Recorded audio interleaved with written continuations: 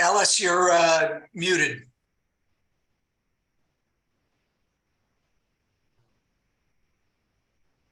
Again, good afternoon and welcome to our February Board of Directors meeting. Can I have a report from our legal counsel of the actions taken in closed session? Certainly. Thank you, Madam Chair. The board did consider 8 items in closed session. Those are 5.1 through 5.8. And I'd refer the public to the agenda for particulars. 5.1, there was no reportable action. 5.2, the closed session minutes of January were approved on a 5-0 vote. There's no reportable action on 5.3 through 5.7 and 5.8 medical staff credentialing. Those recommended credentialing decisions were approved 5-0.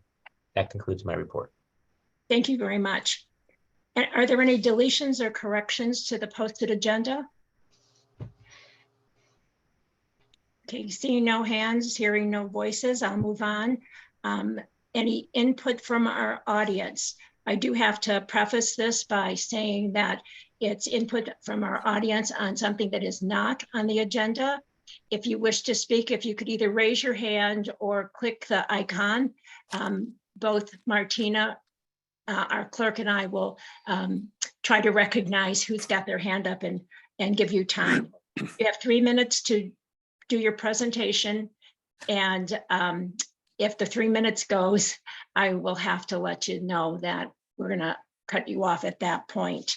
And we have received some written comments that we are reviewing at this time, and we appreciate having those come in.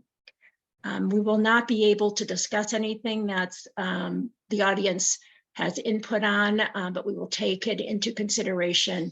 And if needed, we will do a presentation on it at another time. So is there anybody in our audience that would like to do? Chair Wong, this, just to clarify, this is for items that are not already on the agenda. That's correct. And I thought I had said that. So anything that's not on the agenda.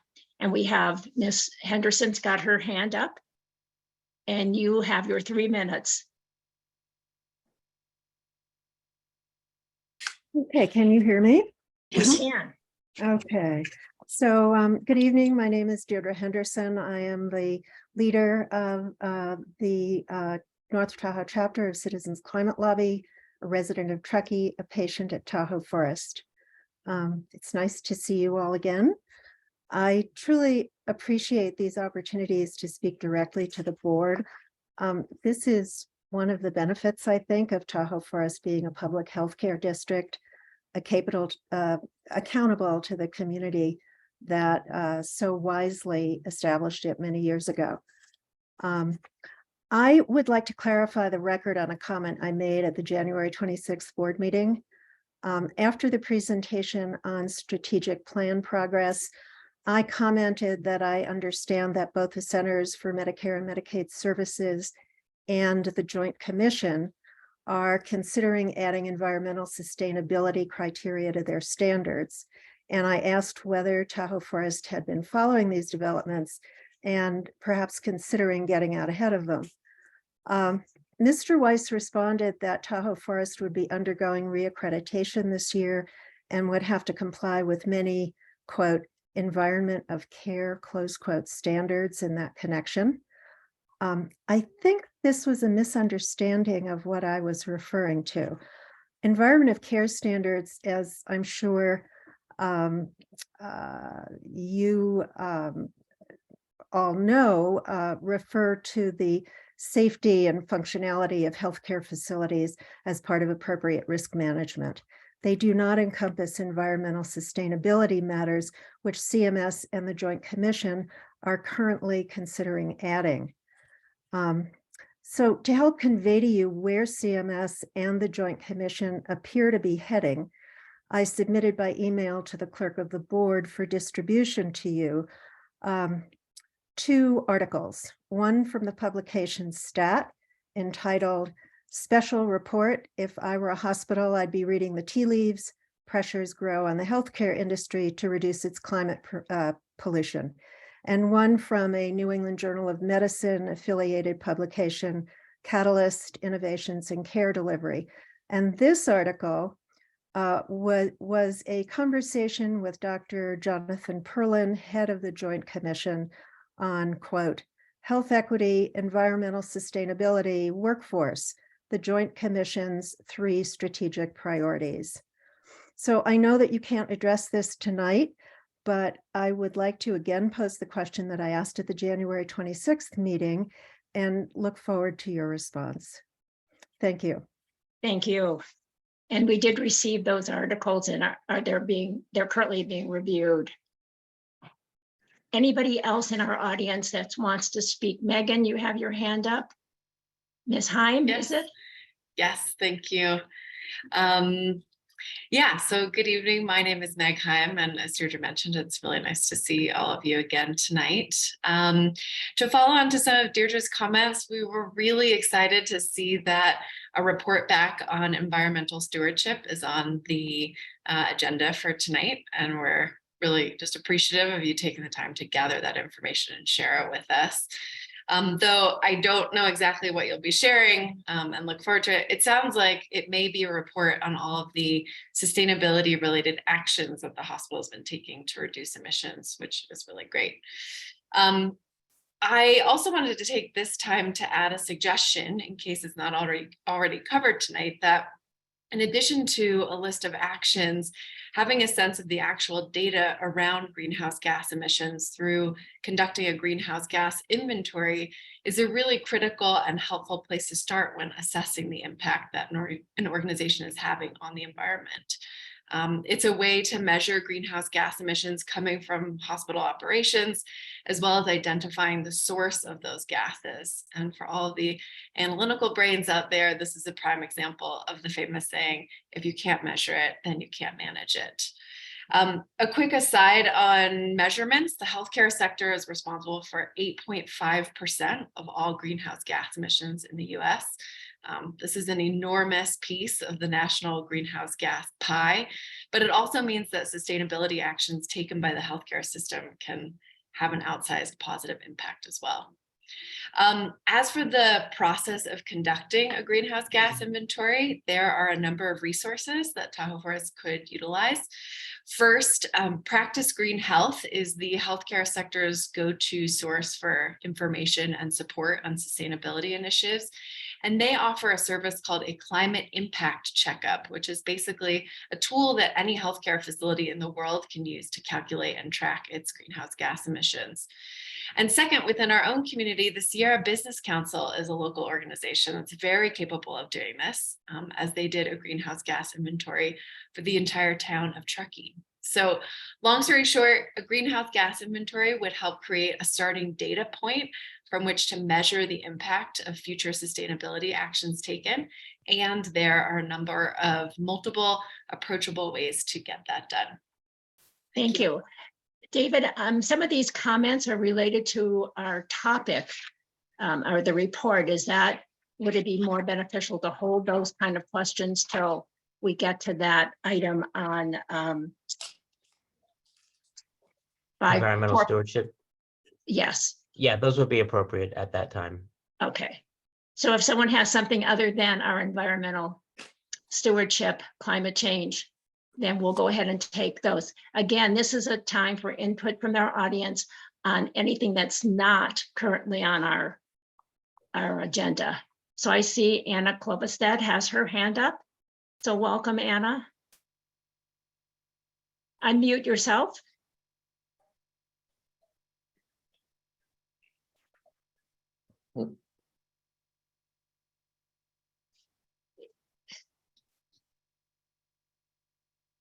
If you're using your 3 minutes. Anna, you're still muted. You're muted. She's trying to figure it out, I think. She could try typing into the chat box if she's having not Yeah. able to unmute herself. So did you hear that, Anna? You can always go to the chat box to raise your point. But in the meantime, is there anybody else that has comments on items not on the agenda? Okay. And you should direct your chat to Martina Rochford, the clerk. Anna, Oh. did you hear that? Looks like maybe you've got Mike now. Okay, great. Yes, my Zoom was frozen. My apologies. I'm right next to I-80, and as you know, it's closed and probably most of the bandwidth is taken up by that. May I start now? Yes. Okay.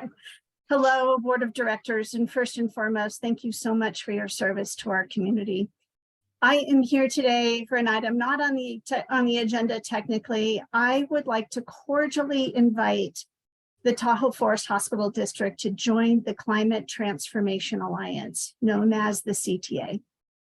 This organization was created by Truckee Donner PUD, the Truckee Tahoe Airport District, and the town of Truckee collaboratively to align and support each other's climate goals and to provide support to other jurisdictions, nonprofits, and businesses in the same manner. And this comes as my background surfaces during my time at the Tahoe Truckee Unified School District as the sustainability manager.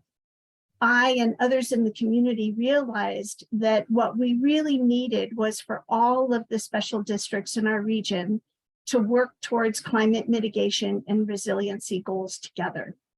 But since most of our agencies are relatively small districts, we recognized that it was infeasible for each agency to have its own sustainability manager.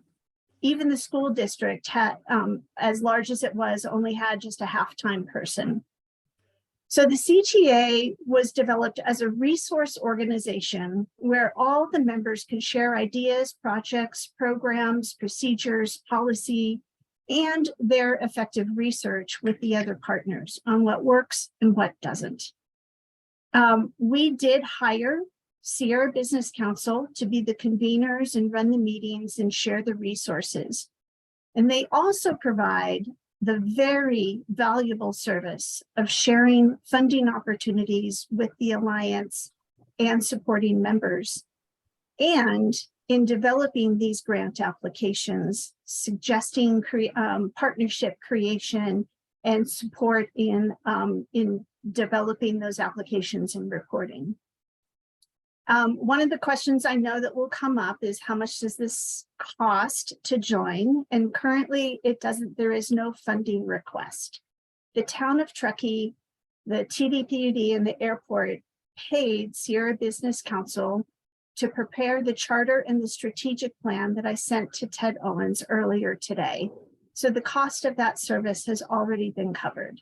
And so far, SBC has successfully found grant funding for their ongoing support to the Alliance. So there's no financial ask. The ask is in commitment, and that is attending a 2-hour meeting once per quarter. And we ask that both a staff member and a board member attend, as we want both decision makers and action takers to hear the same information and to hopefully engage in some of those policies and programs. And so far, I'm happy to report that nearly every organization that we have approached has agreed to become a founding member because the benefits are so clear. And that is that there's a regular opportunity to collaborate with other local organizations, receive the insights as to how they save money on energy and reduce their carbon footprint at the same time. Anna, your time is up. Thank So you. thank And you so feel much for free that to presentation. contact me with questions, and thank you so much. Yeah, and you gave the information to Ted Owens, so we have that as well. Are there any other comments? Okay, there is an item on our agenda that will talk about our environmental stewardship. So then I'm going to move on to input from our Employees Association. So do I have any of our employees that want to make comment? Seeing no hands, hearing no voices, I'll move on to item 12, and that is our Medical Staff Executive Committee consent agenda, and we have Dr. Koch presenting that. Great, thank you. So Dorothy will bring up that agenda. So the last meeting, we approved several items. The first two on the list were just revisions of privilege forms. The critical care privileges were updated significantly, and so were the radiation oncology privileges, basically to outline more clearly what the requirements are in order to be a critical care provider, or what the privileges are for radiation oncology. And specifically for radiation oncology, in the past, urology has been doing some procedures related to prostate cancer that are now transitioning over to the radiation oncology department. So it's not actually new, it's just shifting those privileges to the radiation oncology department. And we can pull up those privileges if you'd like to see some of the changes to get an idea of what we've changed here. Would anybody like to see those? Yeah, we do have a copy of them, but does anybody have Okay. any comments about those privileges? No, I read through them. Okay, Great. so you can go on, Dr. Koch, with the Okay. other ones. Then the annual plan approvals are with no changes, and these are standard hospital policies and procedures or plans that simply need to be approved annually, and they have no changes whatsoever. Again, we can pull any of them up that you'd like to see. I would like to pull the emergency operations plan AEOC-17 from the consent agenda to discuss later in the meeting. I discussed this with Alice earlier today, and she's okay with it.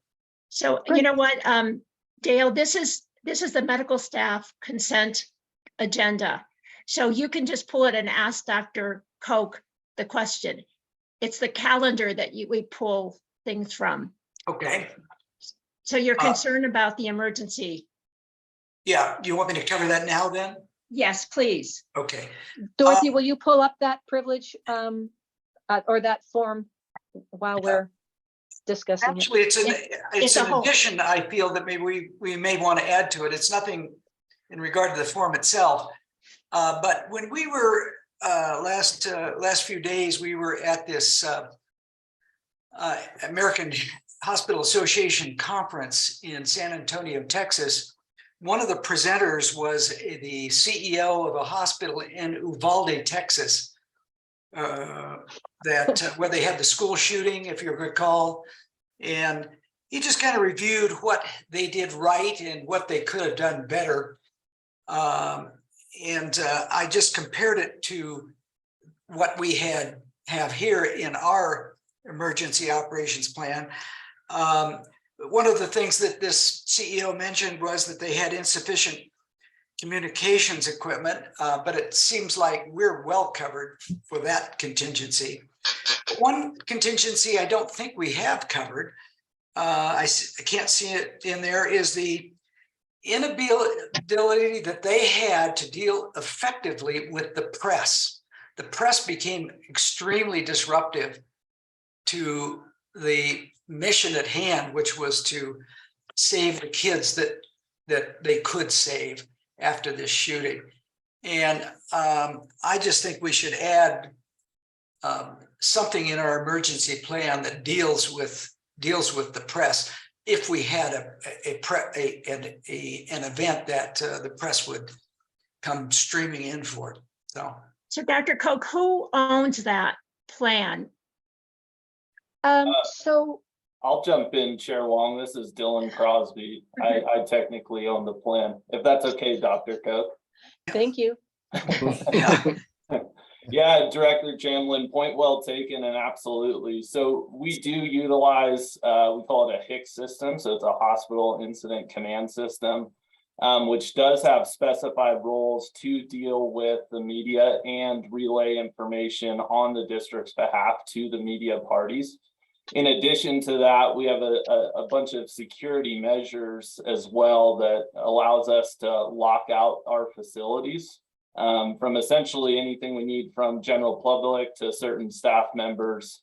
Of course, we always allow emergency responders access to the facility, but we do have multiple means and avenues and tools at our discretion to help us really approach any situation from that matter. And your point's absolutely very well taken. I'd be happy to take a second look or revise those plans or provide, further education on that system. I'm also happy to announce we do have a hospital incident command training webinar coming up. So we have a full training day allocated to our administrative staff, much of our management staff. I believe we have 80 attendees scheduled so far coming up in April to do training on exactly these type of scenarios that you're talking about. Okay, good. Dylan, obviously, the event in Uvalde brought in the press from everywhere. And it's highly unlikely that we would ever have an event here that would reach that magnitude. But nonetheless, if that contingency is written in, we could someday rely on it. Absolutely. And we coordinate with our regional partners as well, the fire department, the police department, CHP, because really those resources are invaluable in those situations. And it's critical that we're on the same page and well coordinated collectively. Okay. Just as an FYI, Dylan, what they were suggesting, because of the chaos of the press in that moment, was an off-site place for the press to gather, not on the hospital campus, but away from the hospital campus, such as over at the MOB or someplace like that. That was their suggestion. Awesome. I appreciate that. And if you guys have any training material or references from that, I'd be greatly appreciative if those could be forwarded on. Hey, well, thank you, Dale, for bringing that up, and Dylan for taking that information and moving with it. And then Dr. Koch, I have one on the available CHA, the CAW services. It's Okay. a administrative one, and I think that it's belongs to the chief operations officer, but they still, if you go to the last page, they have agility rehab services, and we no longer are contracted with them. So, So on the, so are we that just talking needs about to be, at the Director bottom of the Wong, page? Director Wong, that is my policy, and I did update that when that was brought to my attention, and Okay. we did remove the agility. So thank you so much. Okay. No matter how many people look at these things, you still miss. I know. So thank you. That was corrected. Okay. Any other comments about the consent agenda from the medical staff? So just to review, there were two additional policies with changes. One you just mentioned, the critical access hospital policies, and the other being the standard procedures and protocols for physicians, assistants, and nurse practitioners. And does anybody have questions about the changes that occurred in the number 18 there, the PA and NP procedures and protocols? Okay. Joy, one thing I wanted to mention is I hope we didn't have a misunderstanding. At the last meeting, I raised the issue that I'd like to know what's going on, but there's no way in the world I want to make myself a medical expert capable of judging the decision-making that you guys have. We obviously give that to you. My intent at the time was just to occasionally hear what the standard of the industry is, whether we're meeting that standard of industry, or perhaps how these changes came about, who brought them to you, did we think them up ourselves, or did somebody present them to us? So that's all I'm looking for. But please don't think for a moment that I want to make the four individuals here who have no medical background, medical experts, capable of judging the decisions that you made. Thank you, Director Chamlin. There was some confusion about exactly what you were wishing, but I think we did get clarification on that, and I think we're good moving forward. And I would be happy to do, a brief explanation of some of the policies if there are ones that seem confusing to you. The new one, the last item on the agenda here is new policies, standard procedures for RNs reviewing lab and imaging results with patients. And so that's a new policy, and that's driven by us having RNs more active in our inboxes as providers. And so are there any questions about that one? Okay, great. That's all I have to present here. Okay, great. Okay, we need I'm sorry, I just read a chat. If you could present a motion to accept the medical executive committee's consent agenda. I will move approval of 12.1 Medical Executive Committee meeting consent agenda. This is Dale. Okay, a second, I'll please. second. I'll second, Michael. It was moved by Director Shamlin, second by Director McGarry, that we approve the Medical Executive Committee meeting consent agenda. A roll call vote. Make sure we don't have any public comment on this. Oh, I'm sorry. Any public comment? Seeing no No, then hands. we have a motion on the table. And we have a roll call vote. Director Brown, Yes. Director Shamblin, Yes. Director Barnett, Yes. Director McGeary, Yes. Director Wong. Yes. So the consent agenda from the Medical Executive Committee is approved. Then we'll move on to item 13. This is the consent calendar. These are usually non-controversial reports, policy revisions, our resolutions to use the COVID state of emergency, the ending of the COVID-19 state of emergency resolution. Again, these are non-controversial. So is there anything that the board would like to pull? To pull it means that you have a question and we can put it later in the agenda and discuss it further. Okay, the staff have any comments? Can I have a motion to accept the consent calendar as presented? And the public can have comments Oh, on any They item. can have on the consent. comments, that's right. They can't pull anything. Right. They can request people, but that's it. So any comments from our audience? Alice, I would move approval of the consent agenda. A second, please. Second, Director Barnett. It's been moved by Director Brown and seconded by Director Barnett that we approve the consent calendar as presented. Roll call vote. Director Brown, Yes. Director Shamblin, Yes. Director Barnett, Yes. Director McGeary, Yes. Director Wong. Yes. So the consent calendar has been approved. We will now move on to item 14, and these are items that are for board discussion. Our first item, 14.1, Brian Montanez from the Multnomah Group is going to do the semi-annual retirement committee report. So are you there? Welcome, Brian. Oh, thank you. Nice to see you all again. Let me share my screen and wish Martina good luck getting out of Portland. Yes. Yeah. Wow. We Multnomah Group is headquartered in Portland, and our chief investment officer was on the phone with him today. He said he's going to be stuck in his house for about 3 days because they don't have snow removal equipment. And if you've ever been to Portland, it's kind of steep. And he lives up on the hill. He just won't leave his house. Yeah. Good thinking.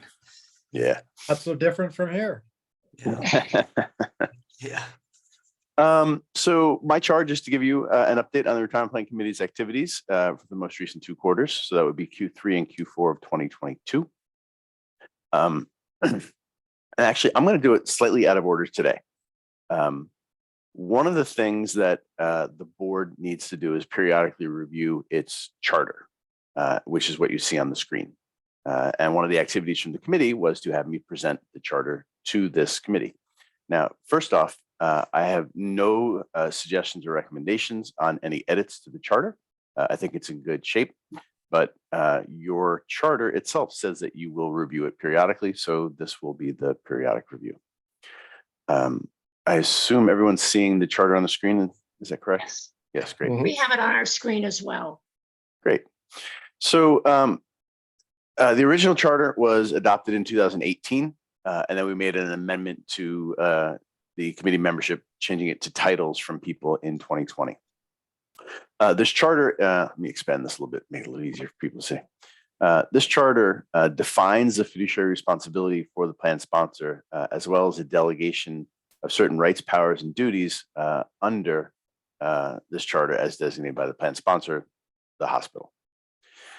Plan sponsor's objectives as they relate to the fiduciary responsibility and the maintenance of the plan are to maintain the plan for the exclusive benefit of participants, exercise prudence in all respects of exercising responsibility, diversify investments, and ensure conformity of the plan's operations with the plan document.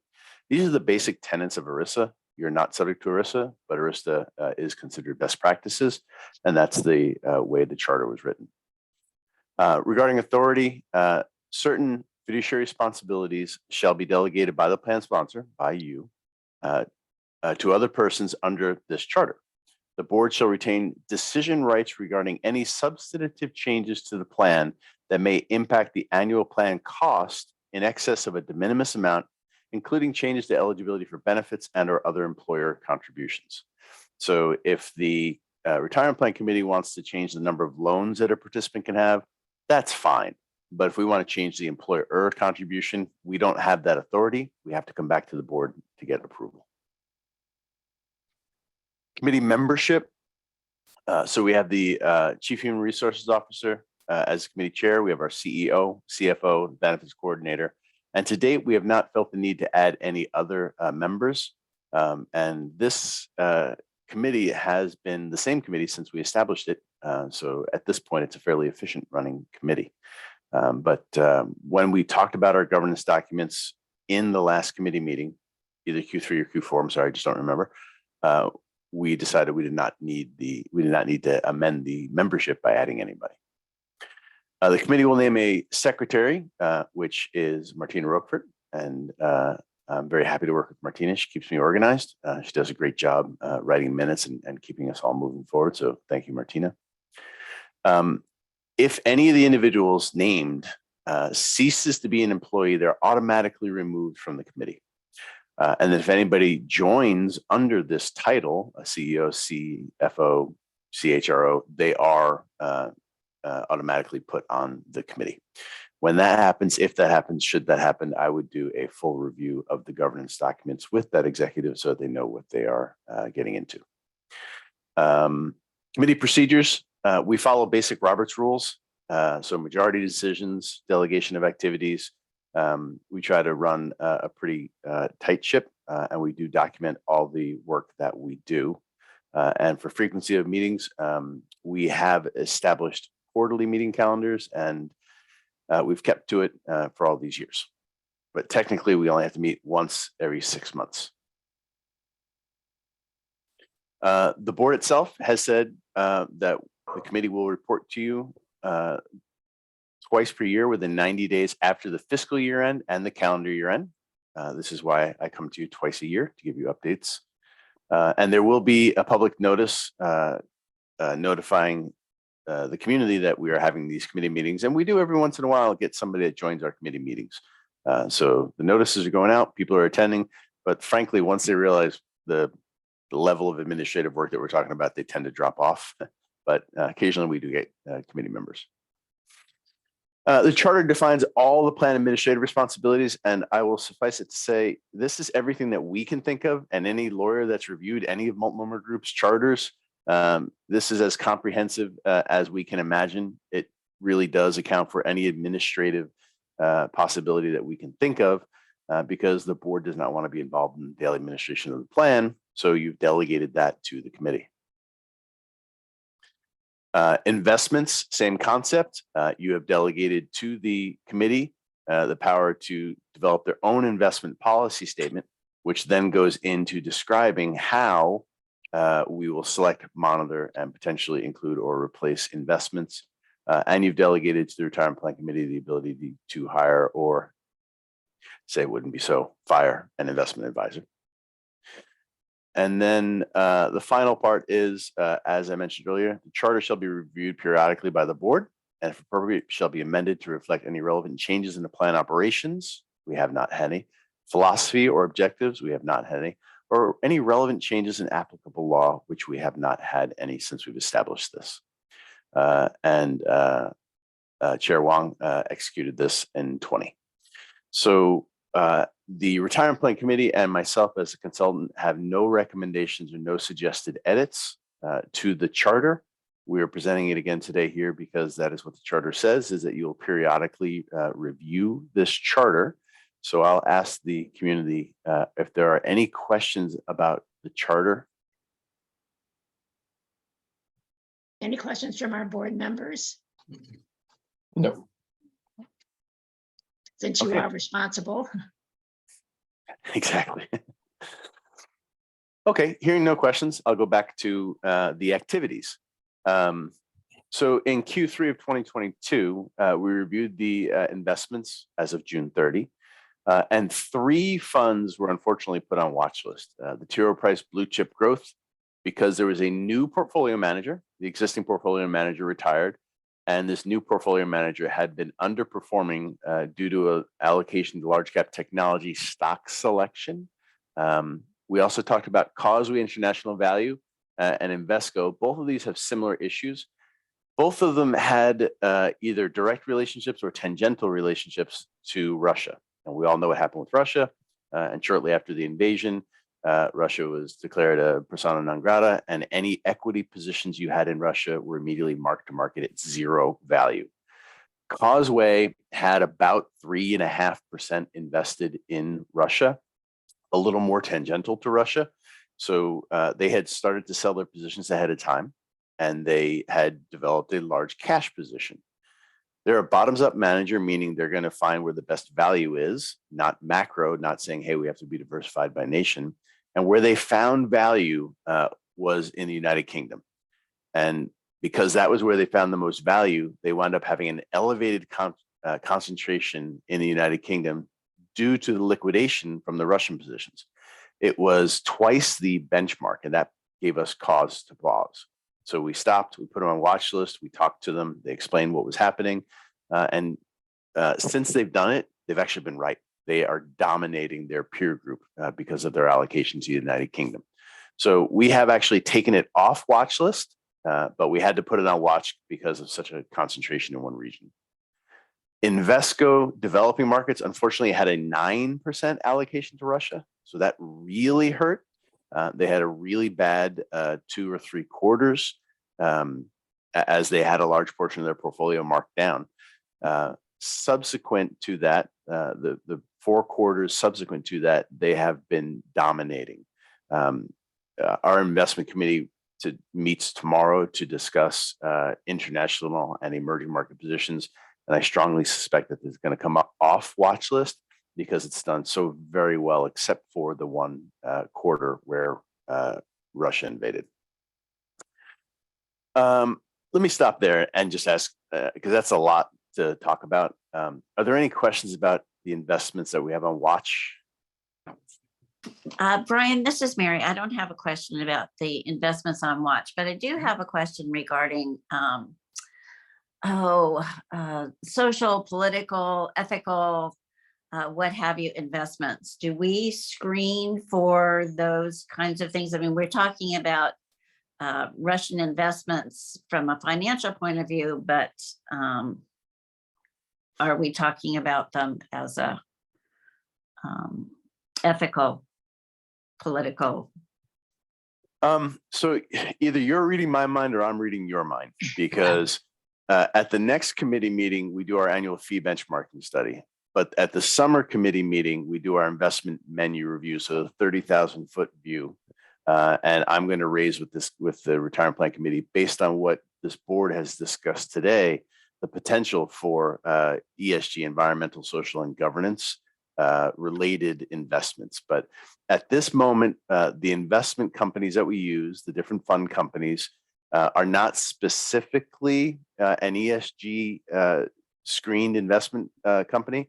But what you'll find is many of these companies do employ a governance screen and a social screen, not because they're trying to be political, but because they do believe that having good governance, Facebook does not, the majority of the voting shares are held by one person, or social impacts, and thinking about energy and or communist countries. Some of these funds do actually use those screens in their selection criteria because they believe that companies with good governance and good social values make better investments. But none of the investments that we use right now are specifically tied to an ESG screen. So come the summer meeting, the Q3 meeting, when we do our top-down investment menu review, I'm going to raise that question with the Retirement Plan Committee as to whether or not we should be offering investments that are ESG screened. Thank you. Will you keep us posted? I will absolutely, because I'm chartered with doing that. Thank you. We also look at plan assets to make sure the record keeping and administration is correct, and we found no issues. This year, we picked up a new initiative, missing participants. So lost and missing participants. These are people who are not getting their mail or their emails. So we're getting return mail, so they're not getting their statements, they're not getting their communications, their disclosures. And what we found was 143 people in the salary deferral plan had bad addresses, and 239 in the employer contribution had bad addresses. We evaluated our resources as well as Fidelity's resources, and from a pricing perspective, it was fairly inexpensive to outsource the location of these folks to Fidelity. Now, Fidelity's location services does in fact meet the Department of Labor's suggested guidance on what a prudent fiduciary would do. It was a de minimis expense. We just began that. We will, Fidelity anticipates the first results to be in about 4 to 6 weeks. So at our next committee meeting, which is in a couple of weeks, we're going to get an update on the initial efforts. They have 4 tranches of efforts that take a full year. Unfortunately, though, best case scenario would be 40 to 45% success rate after a full year. I've done this with multiple clients, and I've never seen anyone get over 50. So some people just don't want to be found falling off the record, but we do have an obligation to attempt to find them, not to find them, but an attempt to find them. And we evaluated our options as well as Fidelity's resources, and we decided to outsource that effort to Fidelity. So I'll have an update. Brian, Dale here. Are Hey, these Dale. people that have left the hospital? They're no longer employed here? They tend to be former employees, yes, because HR knows where people are, right, when they work for you. Right, But exactly. some of the people may in fact be current employees. And the HR doesn't have their address. Or they moved recently. Yeah. And one of my clients, the person, they took down their mailbox. Oh, There was a storm, and so they weren't getting their mail because there was no mailbox. yeah. Or an email, they change your email. I personally am in the process of changing my email after about 25 years because there's just so much spam in it. So Yeah. I'm sure there are companies I do business with that I'm not getting their emails. So Yeah. most of them are former employees who retire and move on or just move their residence, but there may be a couple of current employees. Is there ever an occasion where someone abandons their account and you turn it into the state? There is. So escheating assets to the state is the absolute last resort. The better option is to leave it in the retirement plan and try to find the beneficiary. And so over Christmas, Congress passed Secure Act 2.0. Part of Secure Act 2.0 is that the Department of Labor has to establish a lost and found database for participants to be able to go to the DOL and say, my name is Brian Montanez, here's my social security. Has anyone reported assets for me? Yeah. So the industry, and there's a private industry out there. It's Fidelity and Empower and Vanguard and 2 other organizations. They started a private entity that's going to help people try to find lost resources, but it would probably be it is better to keep it in the plan and protect its tax status and its ability to continue to grow than it would be to escheat it to a state. Well, there is a state database for unclaimed property. There is. Yep. So that, but again, not everybody's going to stay in California. So yeah, it's a moving target. It's hard to track down. But and by the way, Fidelity does look at those different databases. They do go to Social Security, and then we internally, if there will be people that will not be found by that, we can go back and talk to HR, can go back and talk to maybe friends or colleagues that might know. But the reality is I've never seen any more than a 50% success rate. Yeah, okay. Well, I don't know about the rest of you, but I'm amazed by the number, 143 and 239. That's amazing. Yeah, that's why we took action. Yeah. Yeah, okay. Thank you. We received the participant education review from Fidelity and talked about what we wanted to do from an education and communication perspective for the new year. We did our fiduciary documentation review, reviewing the charter, which is why I presented the charter to you today, and reviewing the investment policy statement. We all agreed there were no required edits at this time. And from a fiduciary education perspective, we talked about what a good charter contains, and again, led to further conversations about this charter. So at the Q3 meeting, I was tasked with presenting the charter to you today. At the Q4 meeting, we again talked about the same three funds, same comments. I've given you the postscript, which is Invesco and Causeway are doing very, very well. T. Rowe is still struggling. We reviewed the plan assets. Everything looked good. From a document restatement and legally required, different issues, right? IRS, Congress passed rules. Those are legally required. A document restatement is optional. So both plans have been updated for the legally required CARES and Secure Acts that passed in 2019 and 2020. So we're in good shape. And the committee elected to restate both plans onto a Fidelity IRS approved, what's called a volume submitter plan document from a custom legal document. There's a couple benefits to that. First off, there's no charge to it. We don't have to pay a lawyer to write an amendment or to continue to update those documents. And in my experience, any record keeper that is using a third-party document will make mistakes, right? Because documents have to be interpreted. So using the record keeper's document, using Fidelity's document, means they're going to understand their document much better than they're going to understand a third-party document. So we will have a more efficient and accurate administration of our plans, and at a lower cost by having Fidelity maintain both the 457 and 401A plan document. And that is at its culmination point right now. I saw an email today asking for final approval. So that should be taken care of any moment. And the gentleman that we worked with, and it was Dee Dee, and I think Alex was part of it, myself, and a document specialist from Fidelity was very, very thorough. So I think we're going to be very happy with that final process.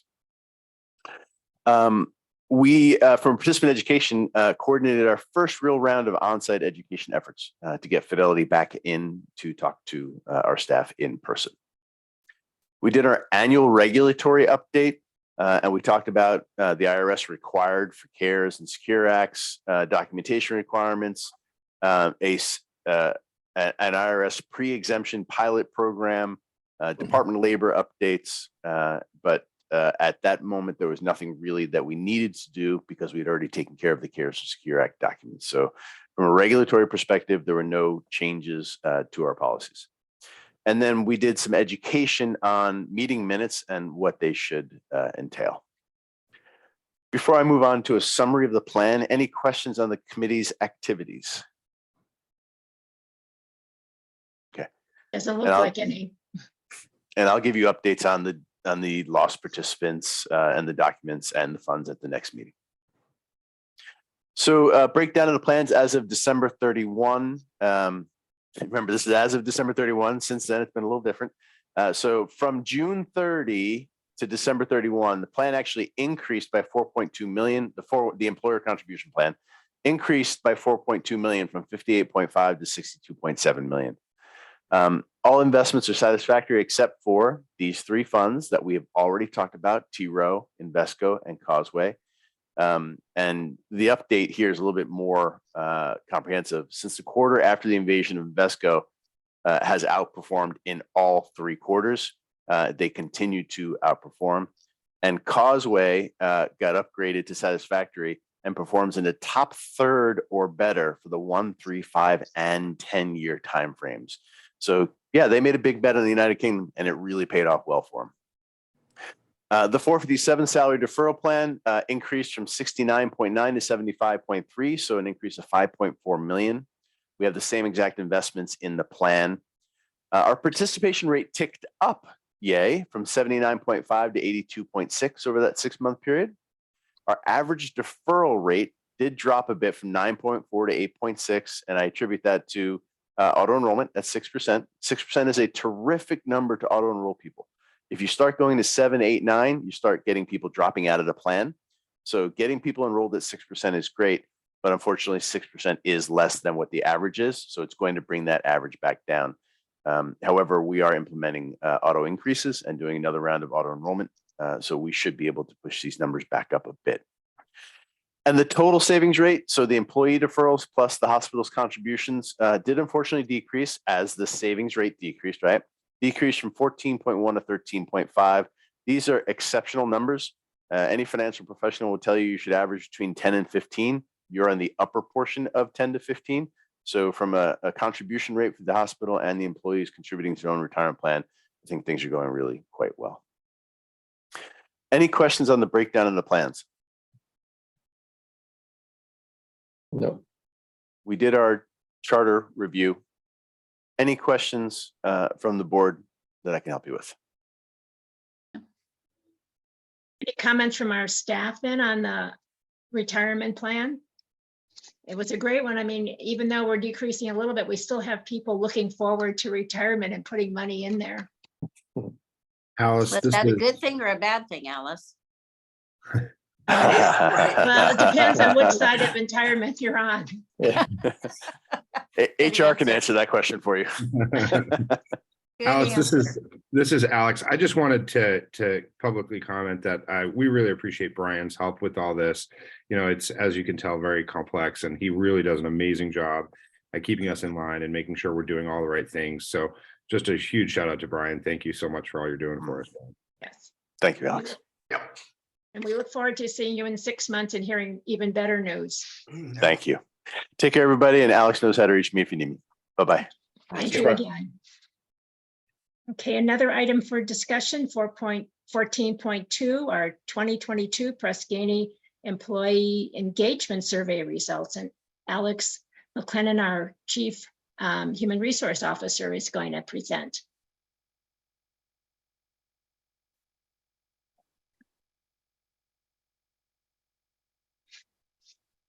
Sorry about that. My mute button moved when I went in to share my screen. So thank you very much. Yes, Alex McLennan, Chief Human Resources Officer, and I have the pleasure of presenting the results of our recently completed Press Ganey Employee Engagement Survey. As you can see, we had 927 respondents. That's 83% of our staff. And I just want to comment that that's a really high number, really good results. When we talk about, being engaged, the response rate does say a lot about that. And so I'm just really happy that we got to that 83%. I'll also make the comment that overall, we did see, I gotta figure out how to advance my slides. There we go. Overall, we did see a decrease nationally with engagement overall.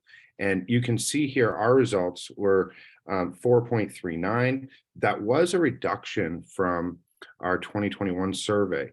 But if you look at the national results, which is the pink line, you could see they actually had a larger reduction in engagement trending. So we are doing really well. We remained at the 91st percentile, which is pretty outstanding. I'm going to go to the next slide here, which is our engagement indicators. Now, these questions are a composite of 6 items, which measure employees' degree of pride in the organization, intent to stay, willingness to recommend, and overall workplace satisfaction. So these are the items that we look at to give us that 4.39 score. And you can see that puts us at 0.38 above the national healthcare average, which again lands us at the 91st percentile. And I just want to say again, although we did slip from our score in 2021, we're still doing pretty outstanding, and we did not slip as much as the national average did. When we look at safety culture, this is the prevention and reporting.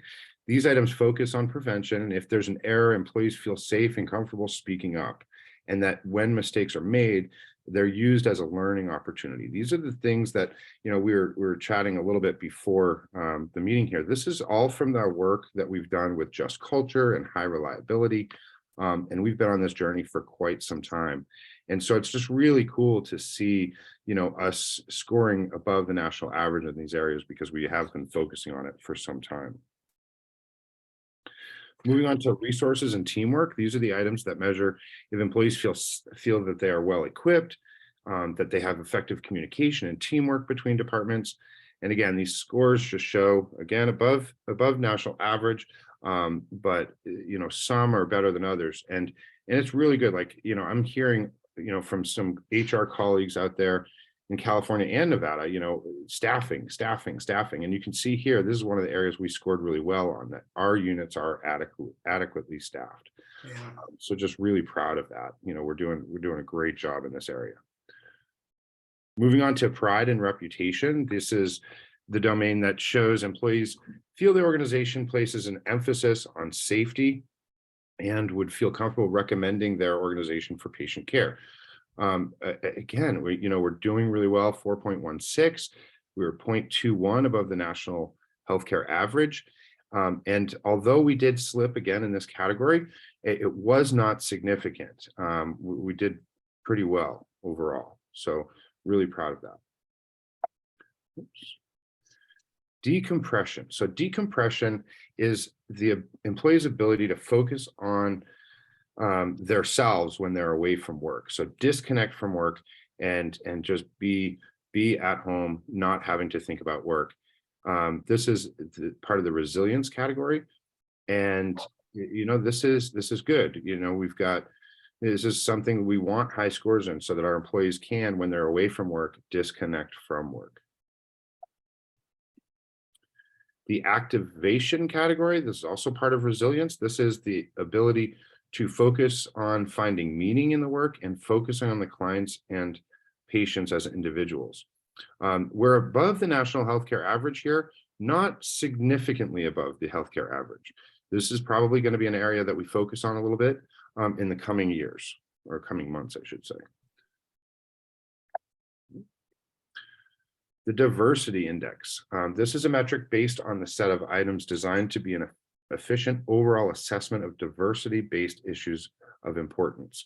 Now, as you know, Truckee is not a very diverse place, but you can see the top one here, all employees do have feel they have an equal opportunity for promotion regardless of their background. So that is good. You can see we did fall behind the national average when it comes to the organization demonstrating a commitment to workforce diversity. So we're going to be holding some of our focus groups to really try to understand what that looks like and how we can improve in that area. All right. Now, when we look at the team index, we're in tier 1, which is great. That's where we want to be. 8% is in tier 3. So the team index illustrates a level of team functioning and viability. So most of our work units are tier 1. We've got some in tier 2, and then of course a small amount in tier 3. When we talk about the leader index illustrates how well prepared a leader is to move that team forward and provide improvement and positive outcomes. And so what we'll be focusing on is this group here in the 4%, these teams that these leaders that are in this 4%, we're going to be working with to help get them better prepared so that they can help move those teams forward. When we look at the team index, move those teams forward and get to a better place, if you will. Okay. So when we look at our strengths, we've got lots of strengths. I'm really proud of some of these. I'm going to read off some of these just because I think it's really awesome. So the organization cares about all its clients and patients. I'm satisfied with my benefits. Number 3 item on our list. These are the top performing items. I'm satisfied. Oh, I love number 4. This organization treats employees with respect. Like, that is so great to see that in the top 5. I'm satisfied with my job security. Again, this is significant. The organization provides high quality care and service. My work unit provides high quality care and service. Excuse me. The person I report to values great customer service. So all really outstanding items. I'm so glad they're in the strengths category. Now, this presentation comes directly from their website, and when you click on the concerns, nothing shows up. Now, I'm not suggesting that there are no concerns. There are. We're going to be diving into those, but overall, there's no concerns for Press Ganey to report to us. What this means is we're going to dive into those departments that were in the tier 2s and 3s. That's where we're going to find some of these concerns that we can really focus on. But overall, as an organization, there's nothing major concerns that Press Ganey has for us. The key drivers, these are the things that we want to promote and continue doing. I'm going to keep talking for a second while I grab my charger. These items are, it's really important for us to keep working on these things because they will help continue our high level of engagement. The things we're going to focus on, or key drivers to focus on here, patient safety is a priority in the organization, and senior management provides work climate that promotes patient safety. So we're doing really well here, and we want to continue these efforts.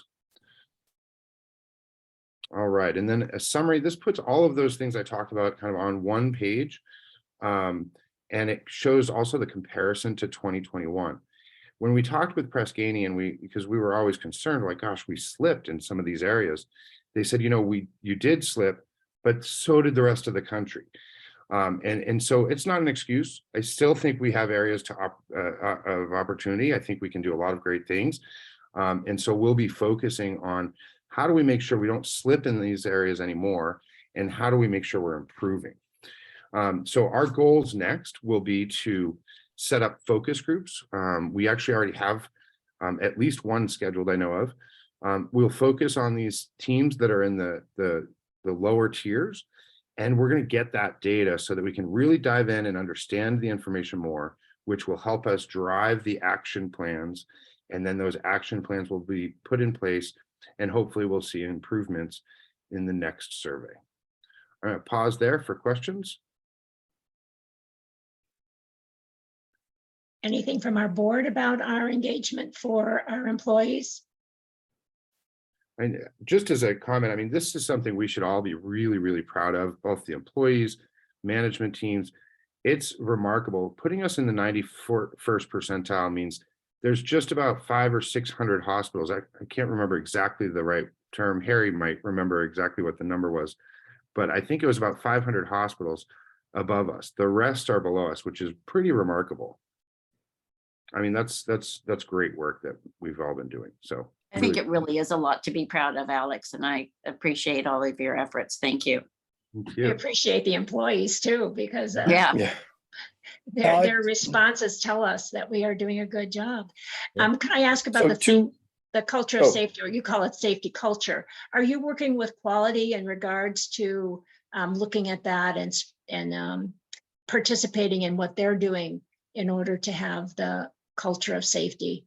Yeah, we work really closely together. I'm actually also at the Beta Heart Conference right now, which we're talking some about, right? And it's neat to work really closely with them on a lot of the issues that come up.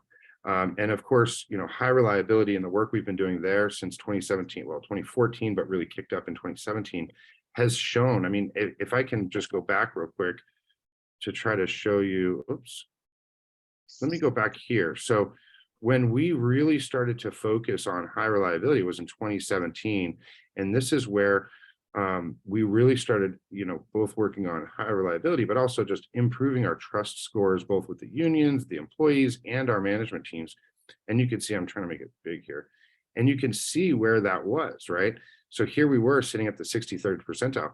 This is the 59th is when we first started Just Culture, literally the first training we ever did. And then we kind of didn't really gain much traction until about 2017. And then you can see what happened to our scores. They just started to go, you know, really high when we look at high reliability, building trust, and building those relationships with our employees, it's just really turned out to be very, very successful for us. Any other comments from our board? Yeah, Director Barnett. Okay, we've got, Go ahead, Bob. Okay. One of the issues that we had, because we've absorbed other practices into our culture, it just from the numbers, it looks like that's going pretty well. Although I know at first there were some issues of integrating groups into our culture. I'm not sure I understand. Can you? Yeah, there were practice groups outside Tahoe Forest Hospital that then joined the hospital. They were private groups that ran themselves. And then when they came in to integrate with us, we have a higher, larger hierarchy. And some people reported that they struggled with that. So I'm just wondering how that issue is going. Yeah, I think it's twofold. One, with some of the different groups, that we've recently taken on, a lot of the employees were very, very happy to join us, both just with benefits and compensation, and they come in and they recognize they're part of this family. And I think that's been, good. I think, it's always scary. Change is always scary, right? And trust isn't just given to anybody. You got to build it. And so, whenever we have new employees coming in, whether that means over, an acquisition or even just a new employee, people come in hesitant. And so we have to kind of walk the walk, if you will. And I think that when they get here and they start recognizing that, wow, it's not just, we're not just putting these awards out there like best place to work and, here's our results for this and here's that. They actually see it in action and they feel it. And I think that's what really helps us, because we can use all the words we want, but until somebody actually feels that change, they're not going to, respond accordingly. so Alex, as this engagement survey is being taken, do we know the turnover in staff that happens prior to it? Because I think that would make a difference in your results. Yeah, we do look at turnover. I will say turnover, I don't necessarily, sorry, I had to walk into the bathroom because none of the plugs in this hotel room apparently are working. And I was down to like 2% battery and I realized I had it. I gotta cover my eyes in the bathroom. Awkward. So anyway. Oh, Lordy. Gosh, I'm totally thrown off now. Oh, so turnover. I actually don't like turnover as a metric because there is some very healthy turnover, right? There's some people that it's okay that they leave. And so we do look at turnover in different ways. We look at good turnover, bad turnover. We look at their, we slice and dice it in many different ways. But our turnover traditionally at this organization is very low. We don't have a ton of turnover here, which is good for us. We maintain the really strong employees that we like, and hopefully we help find those people that are not happy. Hopefully we help find them become happy. Maybe it is at another organization and that's okay. And I was just thinking in terms of we've dropped some. Is that because we've had some new employees who haven't really experienced it yet? So that's the only reason why I asked that question. Gotcha. Okay. So, Any other? Alex, yeah, two questions. One, does this report represent the full survey data, or is this a highlights reel? No, I mean we get tons of there's a highlights reel. I mean we can dive into so many things. We have a portal, a Press Ganey portal that we can actually go into and slice and dice the data in different ways. Go down to every individual question, get into the departments and see. So yeah, this is definitely an overall kind of executive summary, if you will. Okay, great, thank you. And then second question, this is every other year, correct? So it'll be 2 years until the next one. Correct. Correct. What are we doing between that time to be tracking metrics, to be maybe looking at maybe leading indicators versus lagging indicators, say, to know that 2 years from now, we're not getting any surprises, right? Right. We know we're improving. Yeah, so we do have other surveys. I love how Harry said it. We're probably one of the most most surveyed organizations in the country. But we do have other surveys that kind of give us a pace check, every year. And we check in with departments, right, with our focus groups, and and because of our strong relationships with our unions, we know what's going on. They bring it to us. And if we start seeing concerns, we don't wait for the next survey to get the data. We just act on it.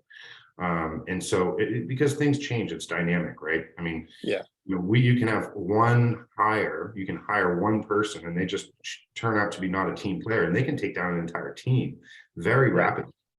And so we try to act on those things pretty quickly, and not wait for just the survey data.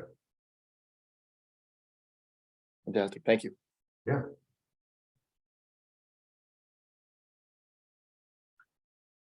I'm seeing.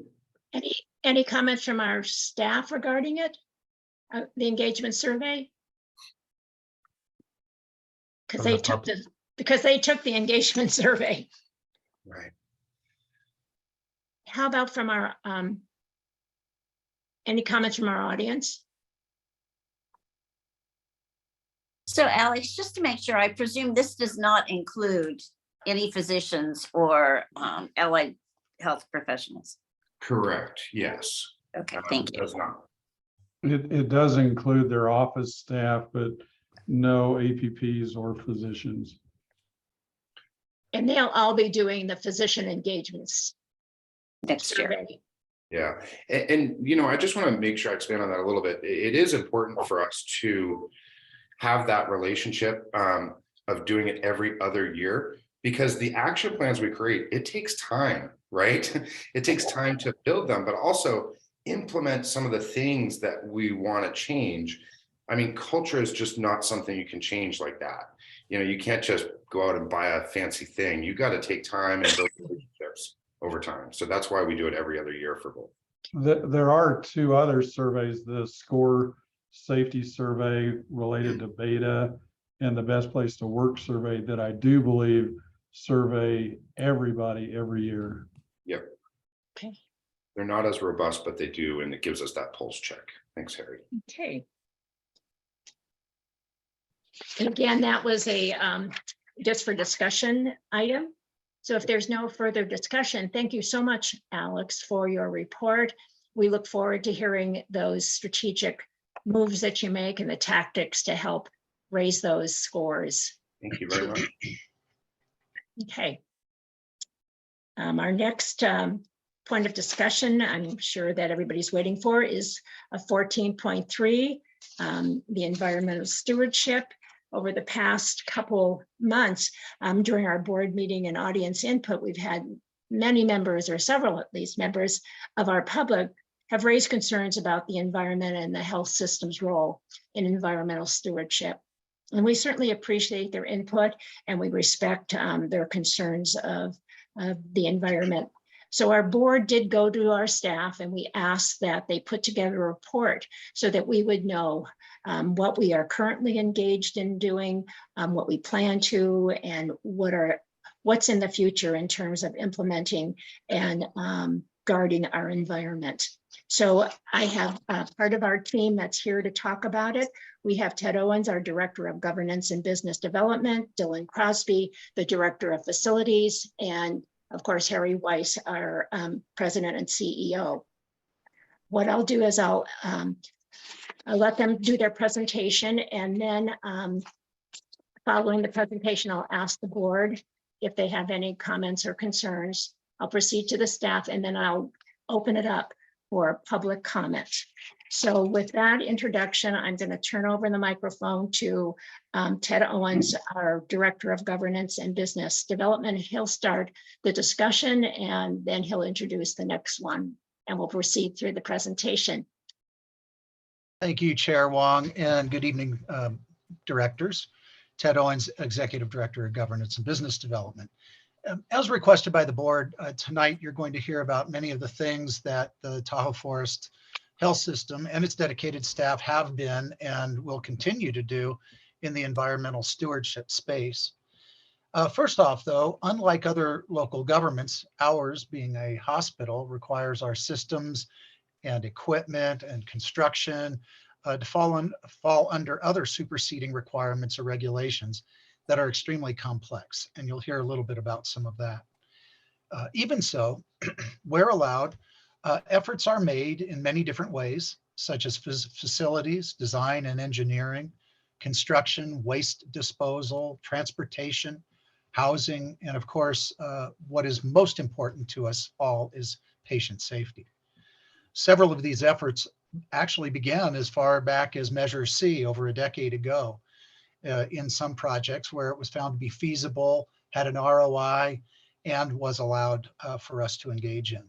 An example of that is the Cancer Center, for example, its air exchange system, which I think Dylan will hit a little bit on in just a few moments.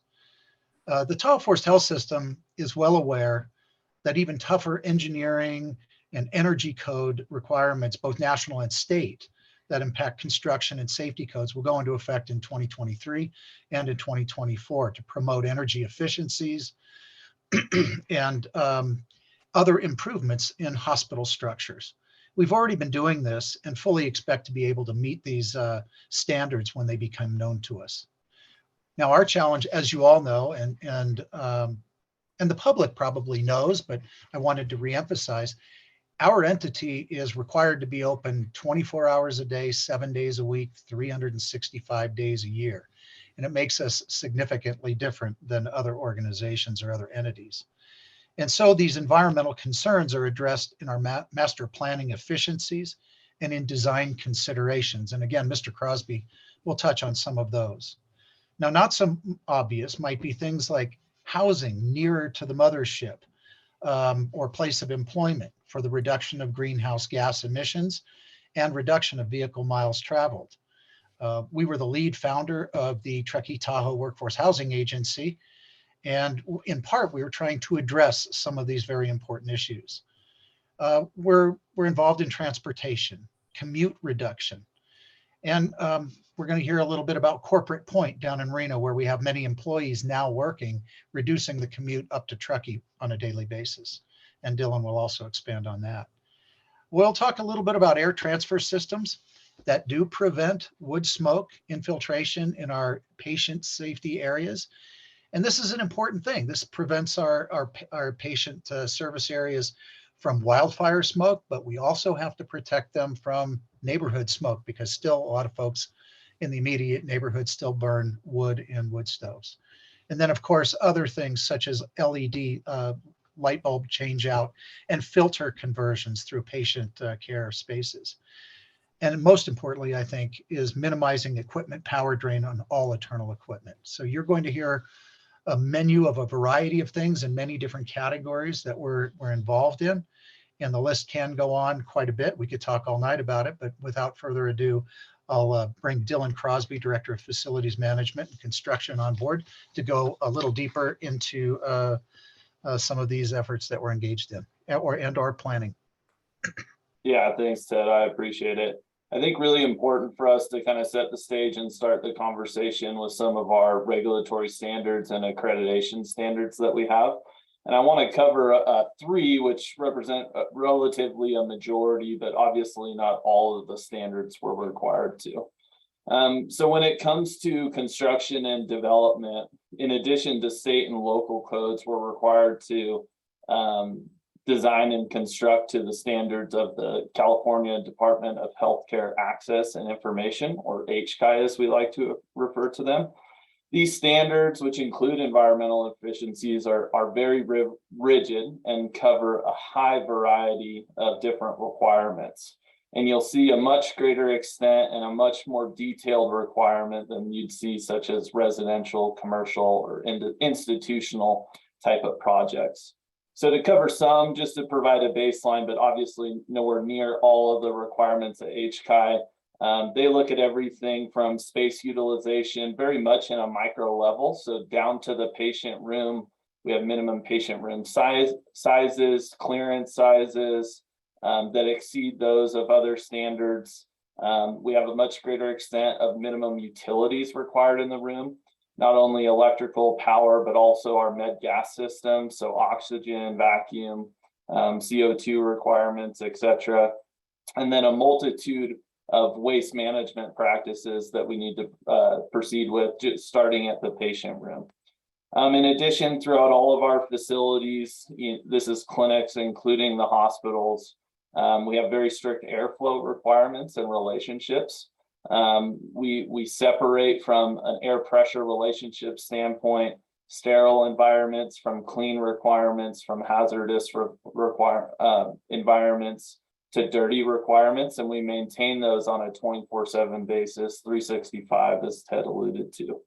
In addition, HCI also regulates, the more macro picture of our buildings and our operational requirements as well. So they require or set requirements for our electrical distribution system, the segregation of our systems, as well as our electrical generation system, i.e. our backup generators on campus, our life safety systems and the minimum maintenance requirements that we have to do for that. So everything from our nurse call systems to our code blue systems, to electronic systems that monitor our pressure relationship, fire alarm systems, etc. And they also require our essential and critical systems to maintain both resiliency, reliability, and redundancy in many facets. So requirements that are coming to fruition or already require is we're supposed to be self-sustainable for 72 hours. So these are new requirements coming down. They've been in the pipeline, but they're coming to fruition quickly. And that's a major impact for the healthcare system, and will require us to have at least 72 hours of backup power, water, institutional water, heating, cooling, nutrition services, sewage, waste disposal, medical gases, vacuum, airflow, as well as others. So we have to maintain that environment on a 72-hour basis at minimum, even if we lost all resources throughout the community. So if the PUD could not supply water or electricity, we have to maintain that self-sustainability for 72 hours. Same from a waste management perspective, heating and cooling, so your natural gas systems from Southwest Gas, etc. In addition to HCI, our clinics and hospitals also require licensure from the California Department of Public Health, CDPH. In these requirements, you see more operational and use type requirements. So we get licensed every time we occupy and before we occupy a space. There's requirements such as staffing ratios, certain policies and procedures, how we handle and dispose of hazardous waste, medical waste, or standard waste, different classification of facilities and what procedures, type of care we can provide in such spaces, cleaning and handling of medical supplies, and again, segregation and uses. In addition to all that, we are also subject to multiple accrediting bodies. One of our biggest accreditation bodies being the Accreditation Commission for Healthcare, ACHC. And we have a full unannounced survey at all of our facilities every 3 years. We're actually in the window to receive a couple of those surveys here shortly. You'll see many chapters and requirements within that accreditation body as well. And I'll touch on a few of them. So we have our physical environment, again, really touches on the waste management and the waste procedures, how we handle all that waste, the separation of spaces, the associated airflow that has to go along with that, as well as temperature requirements that were regulated to maintain on a 24/7, 365 basis.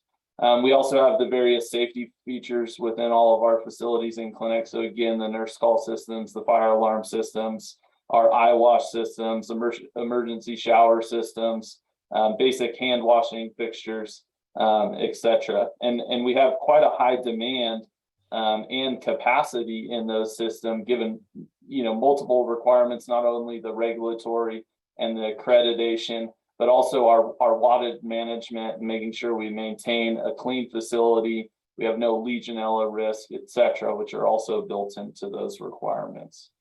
We also have many life safety requirements within that accreditation body.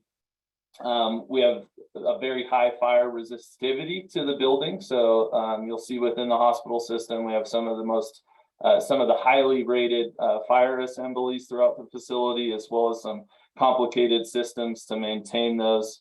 We have exited closures and passageways, which also require the support facilities to keep those heated, cooled, the fire protection with the fire sprinkler systems, etc.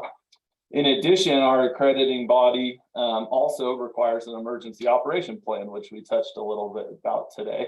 And in that emergency operations plan, we have to be prepared to respond and handle the community's needs in the event of an infectious outbreak or pandemic. It's been a fun couple of years handling infectious diseases, all types of different surge planning, surge capacities, and surge planning for natural disasters.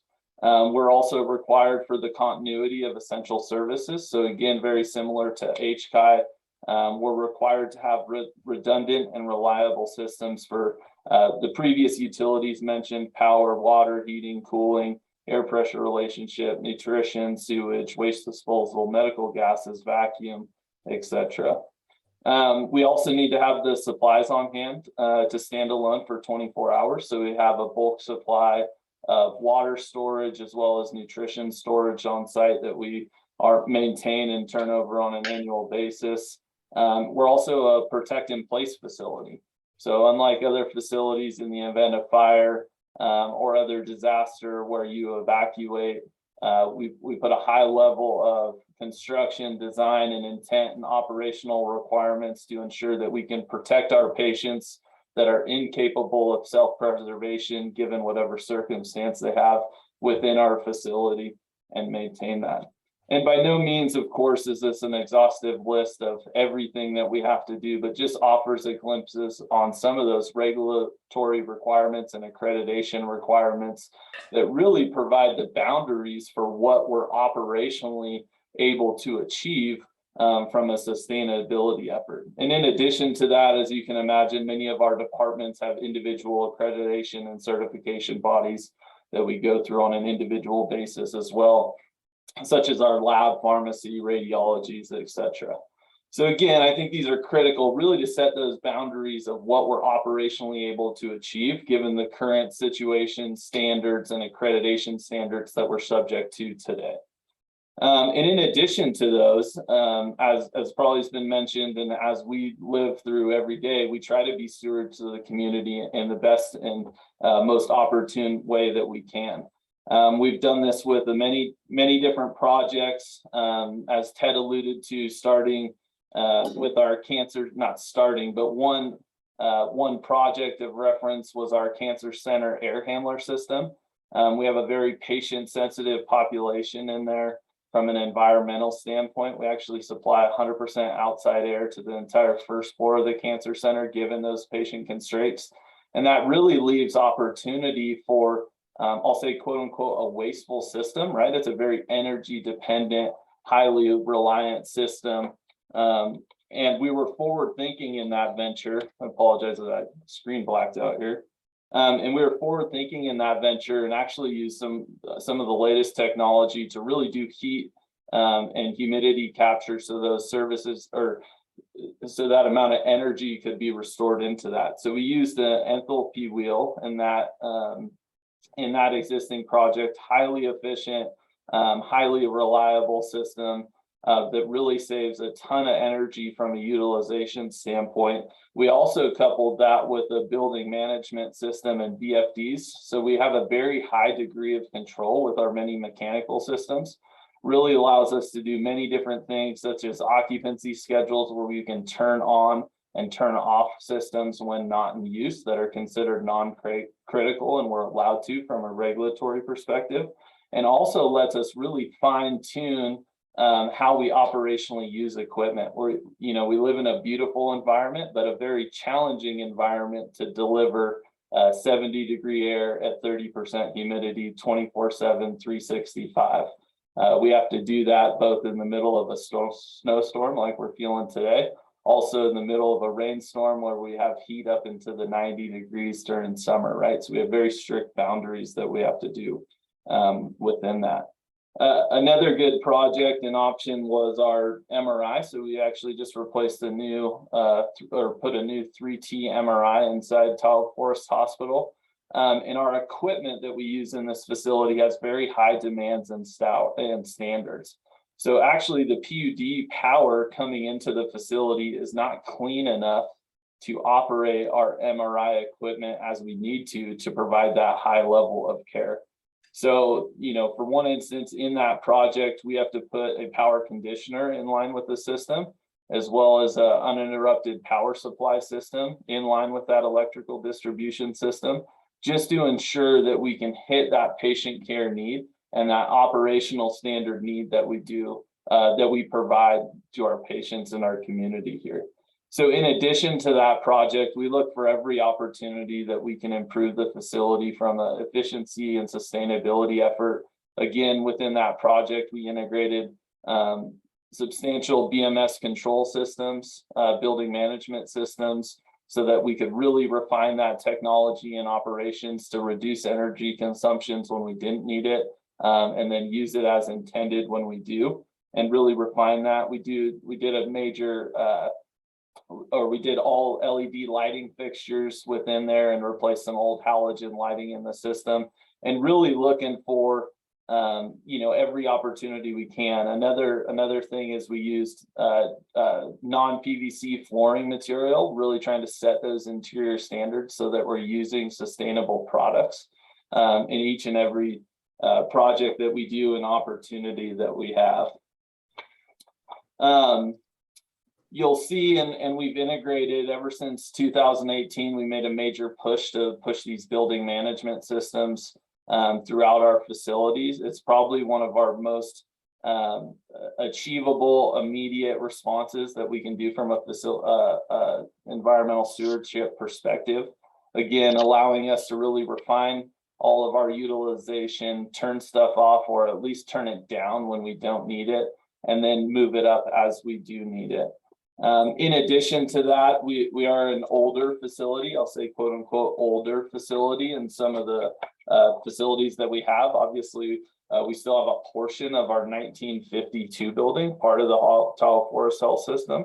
And we look for opportunities and projects to replace some of our aging equipment with really the latest technology, most efficient and best control systems that we can to get our operations as efficient as possible. We did this in our medical office building retrofit. As most people on this call are probably aware, we just occupied the second floor of the medical office building just across the street from Tahoe Forest Hospital, building built in the 90s. As part of that project, we replaced all the mainline infrastructure that we control that controls that space. So all of our heat pumps within the space have been completely replaced with much more efficient equipment.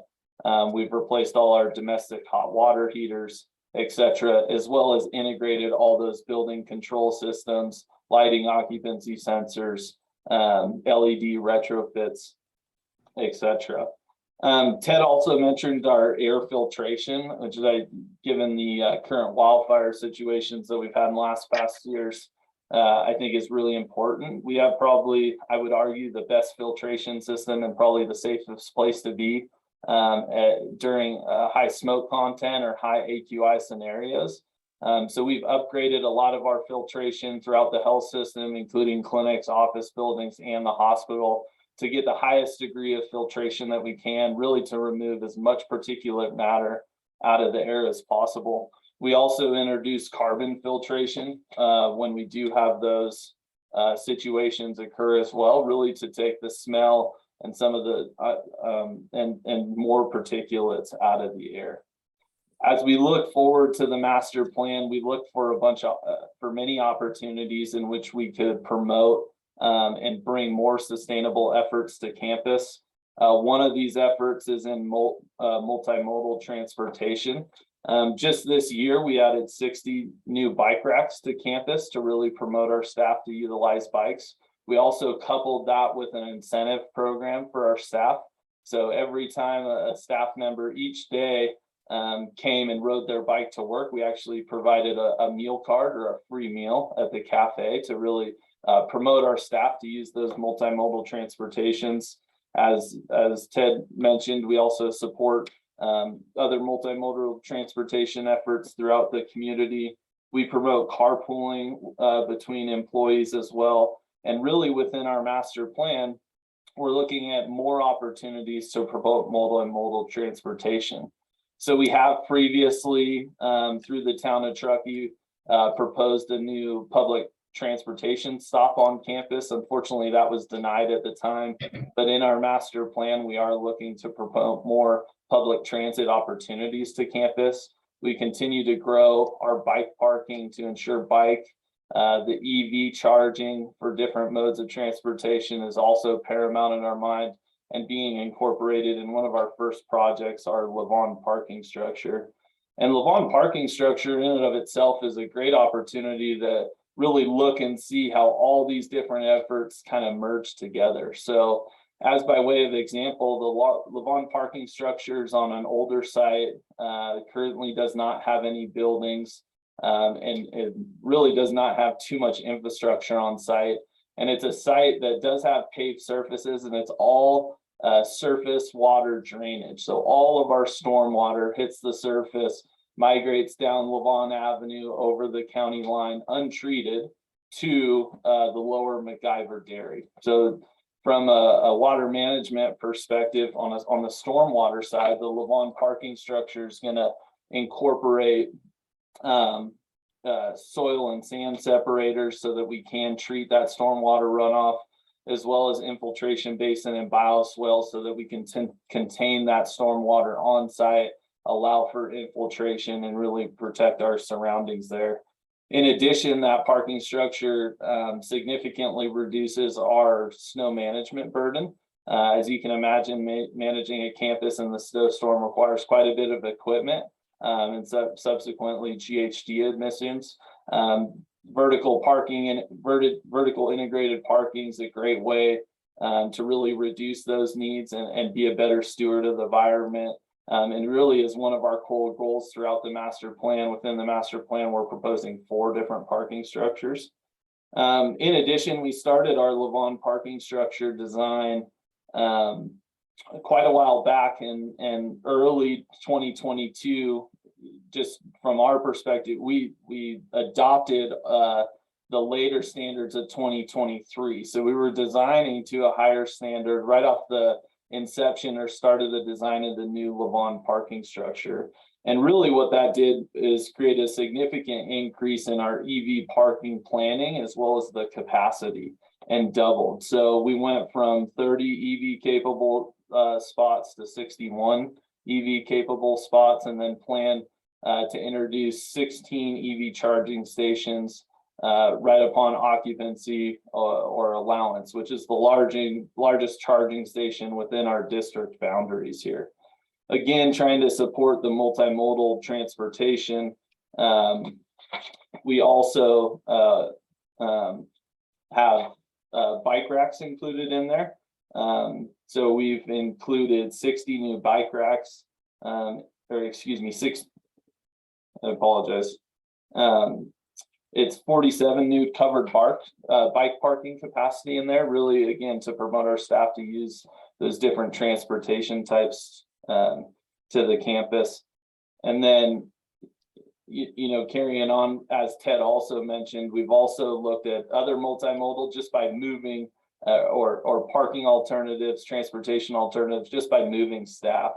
So currently, I believe we did this late last year. We moved 74 staff members to Reno, as well as have 43 staff members working from home. Again, really reducing that impact. Each individual, that's a reduced commute primarily from Reno to the campus and then back on a daily basis.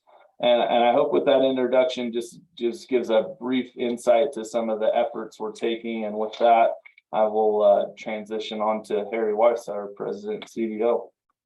Good evening, Chairman and members of the board and our community. I'm going to cover quickly variety of important contextual topics and add a little bit more comment to how we're being ever improving stewards of our environment.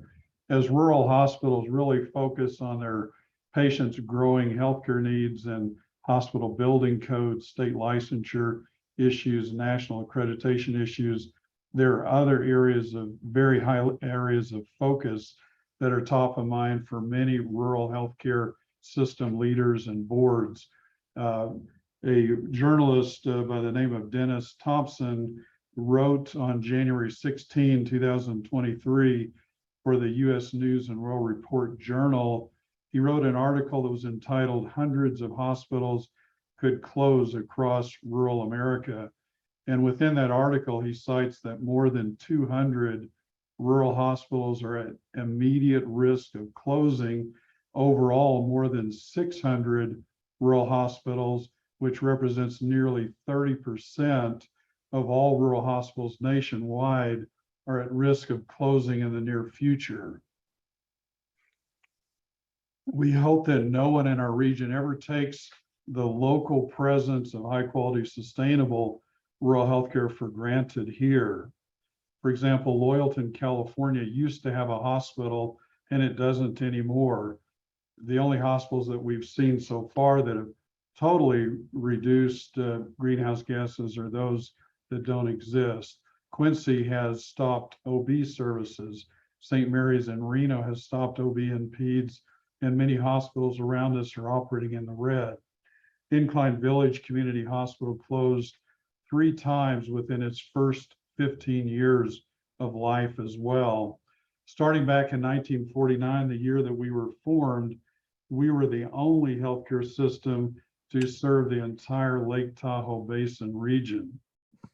Modern Healthcare, that journal reported back on January 2, 2023, page 32, it listed Tahoe Forest as the second largest critical access health system in the nation. Our mission, which is a guide for everything that we do, is to enhance the health of our communities through excellence and compassion in all we do. And you've heard a significant just microcosm of that in the earlier testimony shared. Everything we do, new or old, must be long-term sustainable and affordable. Otherwise, nothing matters, as regional healthcare won't exist.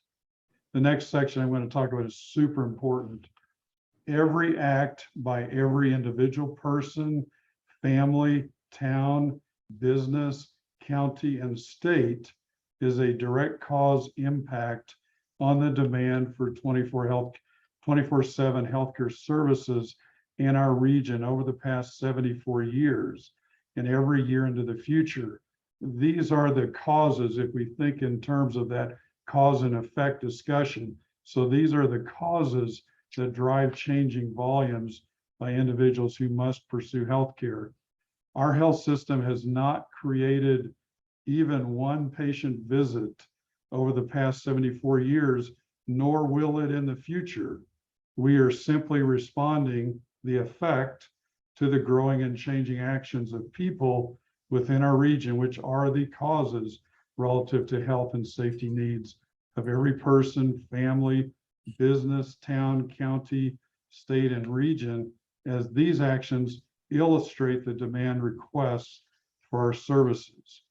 We have tried to listen and respond better to the growing and changing healthcare demands of our communities as compared to any other rural hospital. And this is why we are noted as the #2 largest critical access hospital in modern healthcare back on January 2.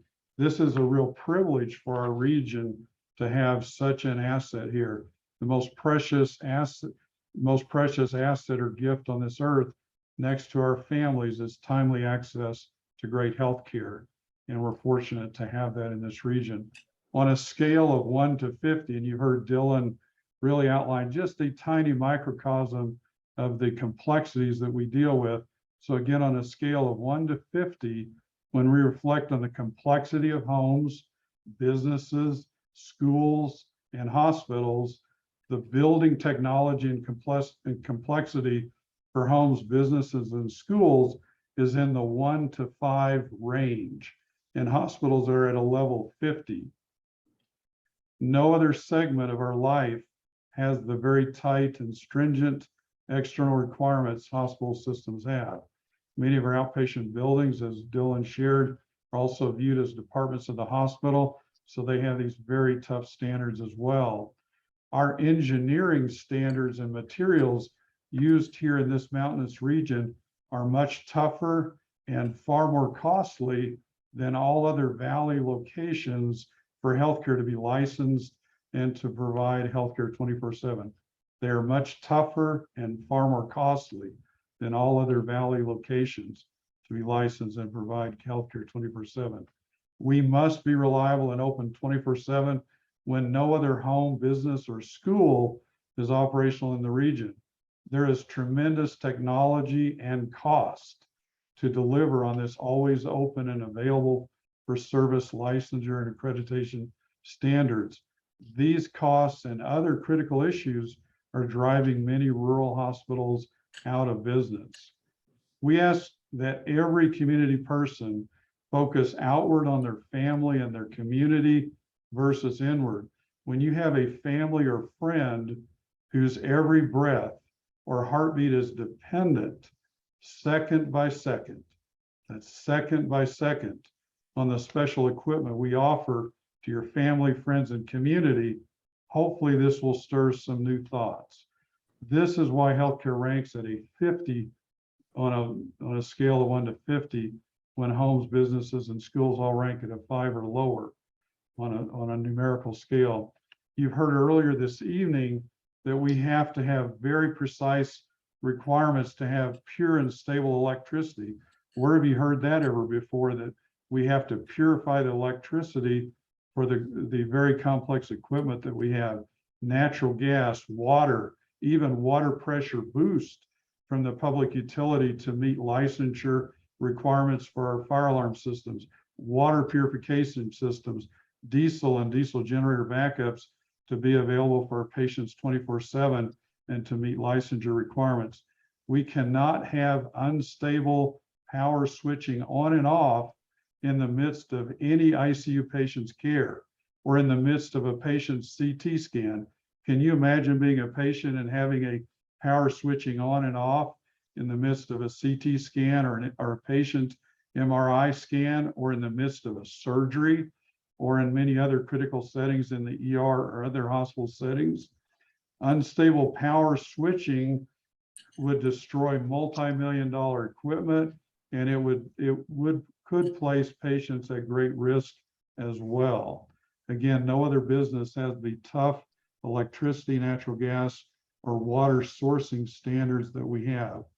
If any person has paid careful attention over the last 74 years, they will clearly already know and see that we have demonstrated a steady and progressive action record, not a talk record, of bringing the very best of state-allowed engineering technology, materials, and the very best medical equipment, the best and most modern lighting and computer-assisted technology for heating and air conditioning with both positive and negative room air pressures, medical gases, and fire protection and alarm systems. Our new modern clinical equipment can complete a procedure much quicker than old equipment models, saving patients time and using less utility power. This self-initiated pursuit of excellence over more than 7 decades speaks for itself, that we care about our environment and we care about the health and safety of our patients more than any other rural hospital. This 7 decades of powerful and industry-leading actions by Tahoe Forest, compared to all other critical hospitals in America, should make no other words necessary to be spoken this evening. Our actions speak powerfully and clearly for themselves. Because we have listened to our patients' critical and growing healthcare needs, we have helped individuals and families avoid 76,000 patient round-trip clinic visits per year to see their doctor. 76,000 round-trip clinic visits to see their doctor right now versus 2015.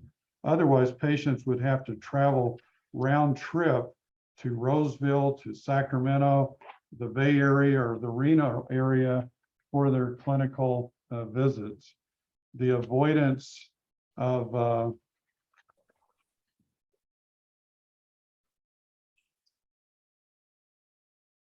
Is Harry frozen on us? sorry, the avoidance, my system died on me there a second.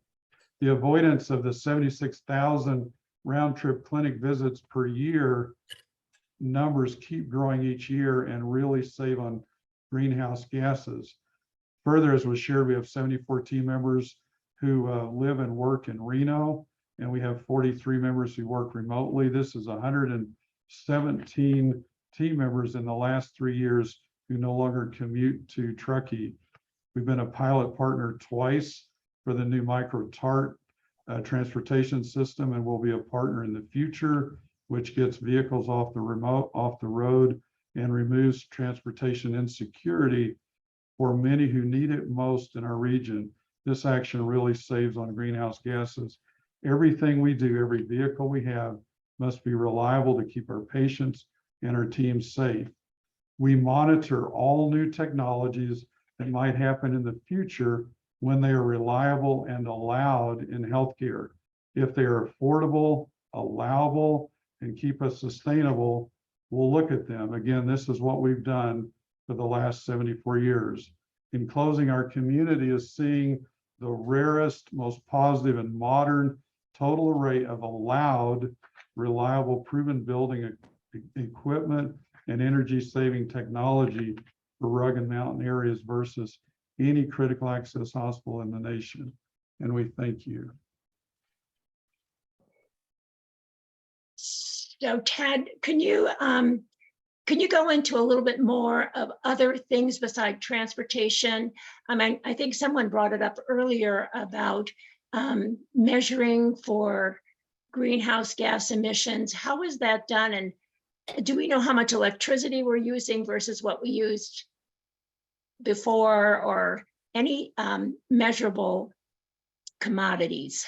Well, I'll turn it over to Dylan in just a second, but suffice it to say that some comparisons can certainly be done historically, but we didn't benchmark that type of information in the past.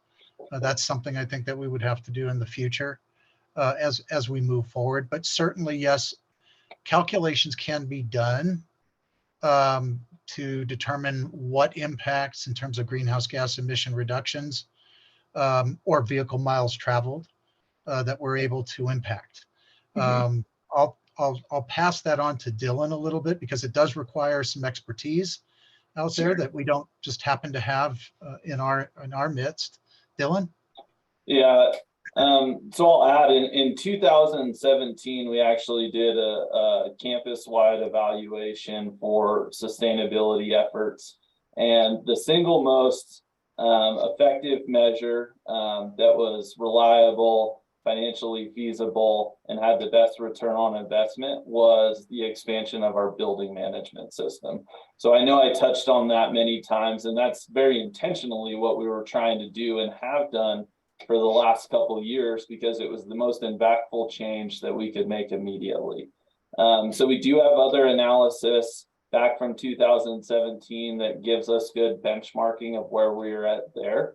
In addition to that, Chair Wong, we are also undergoing a current GHG evaluation for the campus to get a current status of where we're at, as well as forecasting future impacts that are anticipated with future development, operational needs, et.cetera.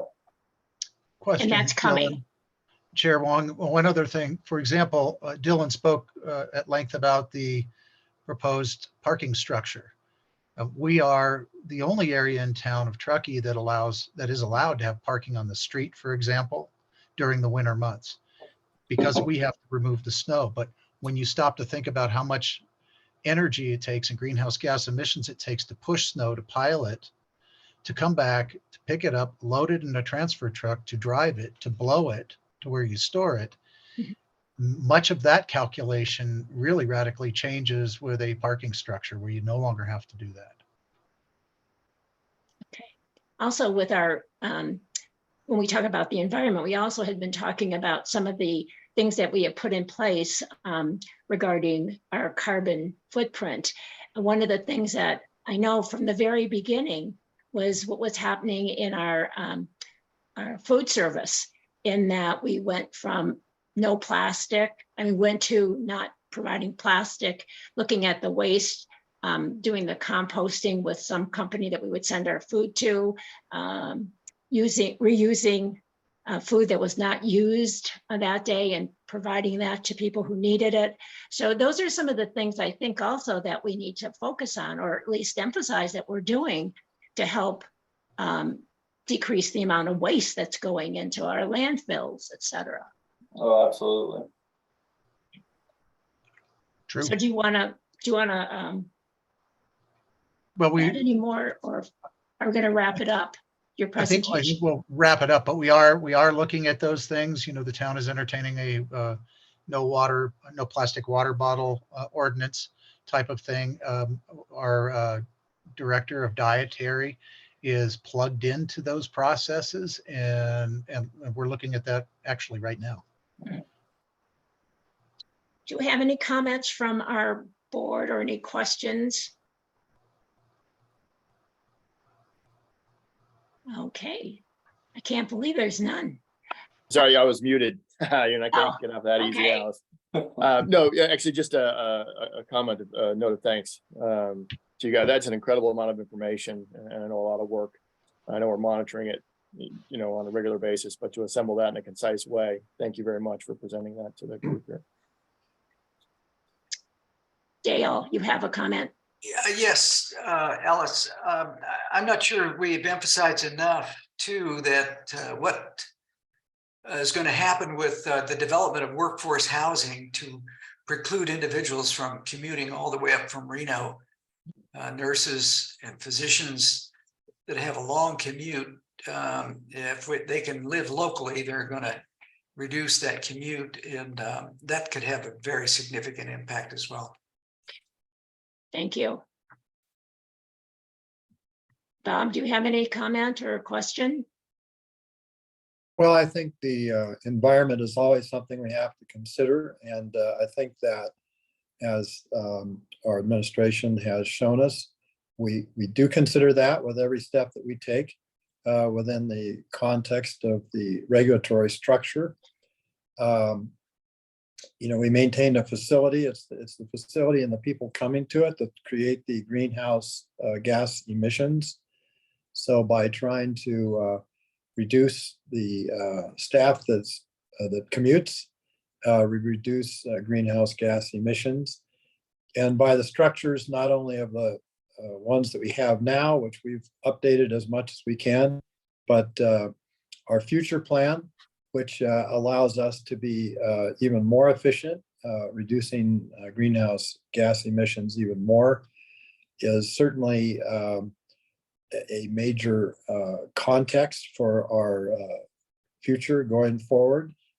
And I think that in cooperation with the other districts around us and the city of Truckee, I'm hoping we can move forward with some of the steps that we want to take that will help reduce greenhouse gas emissions and other efficiencies, you know, starting with the Vaughn parking lot and what that can do for us in the town of Truckee. Okay, thank you. Okay, if there's no further comments from our board, I'll open it up to staff. Does staff have any comments they want to make on our energy efficiency, greenhouse gas emission reduction? Okay, I see no hands from our staff. Oh, I see One more, Alice. Ted Owens' hand. I would suggest that we continue these types of communications with you. This work has been ongoing, and I do believe that perhaps there's some fault on our end for not sharing it with you more frequently as we move through things. So I think we will improve on those communications. Yes, the board would certainly like to hear more, especially as we are able to move forward with that master plan. All right. Then if there's nothing from our staff to make comments, we have now going to proceed to open it to public comments or questions. Okay. I see Miss Henderson's hand. Yes. Again, you have your 3 minutes. If you have a question, I think I'd like to take all the questions and present them to the staff together. So if you want to make comments and then tell me what your question is. Okay, let me just take a second here then to reorganize my thoughts. Okay. Comments first, right? Yes. Yeah. Okay.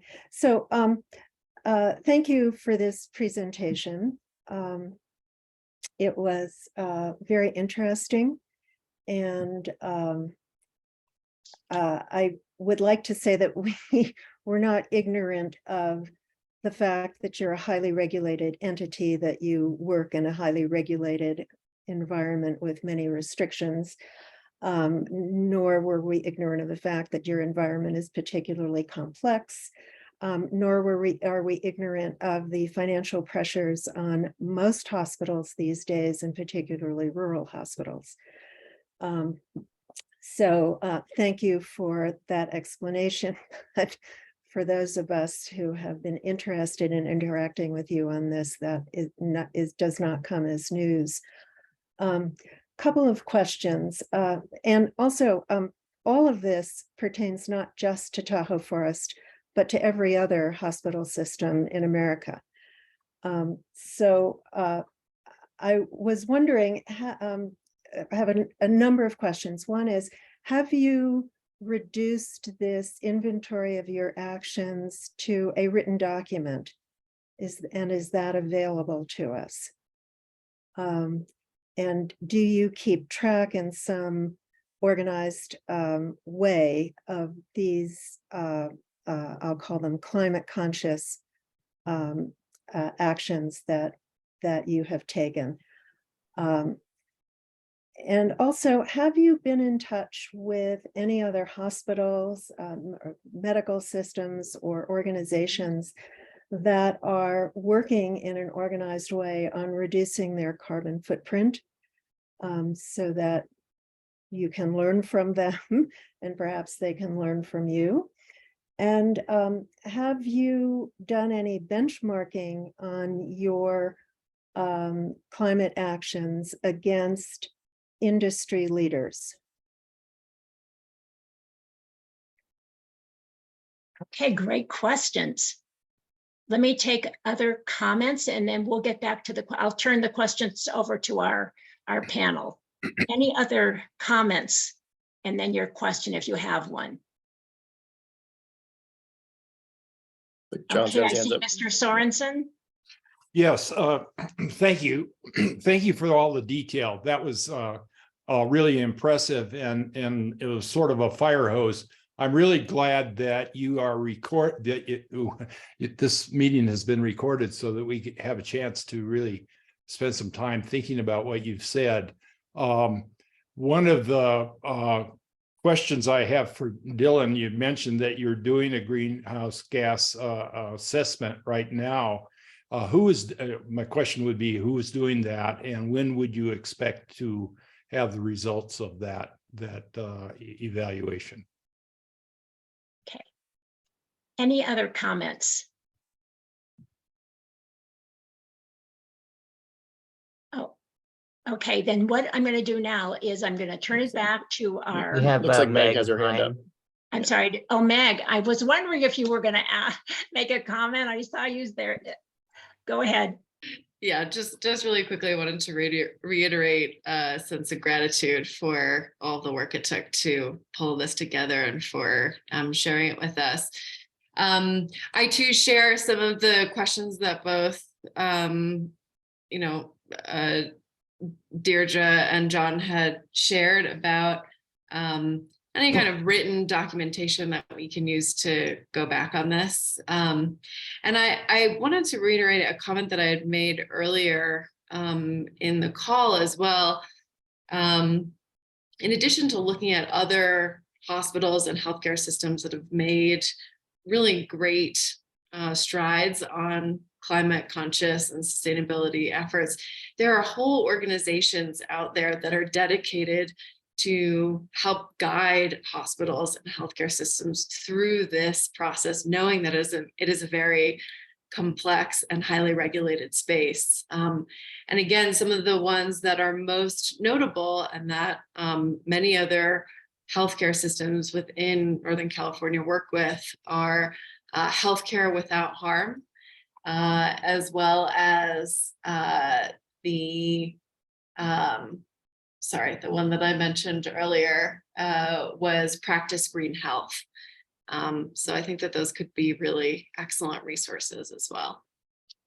Thank you for that. I think at one time, and maybe, I don't know if Dylan, you were involved in it, but we had, was Green Health was one of our partners. And when we started, there was a committee that looked at greenhouse gas emissions, and then COVID came and things sort of went by the wayside. Sideways.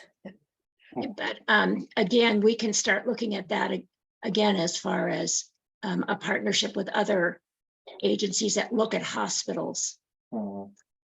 Okay, so for my panel, I have some questions. We had questions from Deirdre, and it has to do with whether or not we have a written document with our plan in reducing greenhouse gas emissions, or an inventory of our activities. Yeah, so I'll answer. So we don't have an explicit or summarized single document of all the actions that we've taken, or all the actions that we intend to take in a concise type of format. So we do not have that presently available. In addition, we do track and check in on some of our sustainability measures. Again, as I discussed, really kicking off our effort in 2017, and I started with the health system at 2016. So really starting that effort there.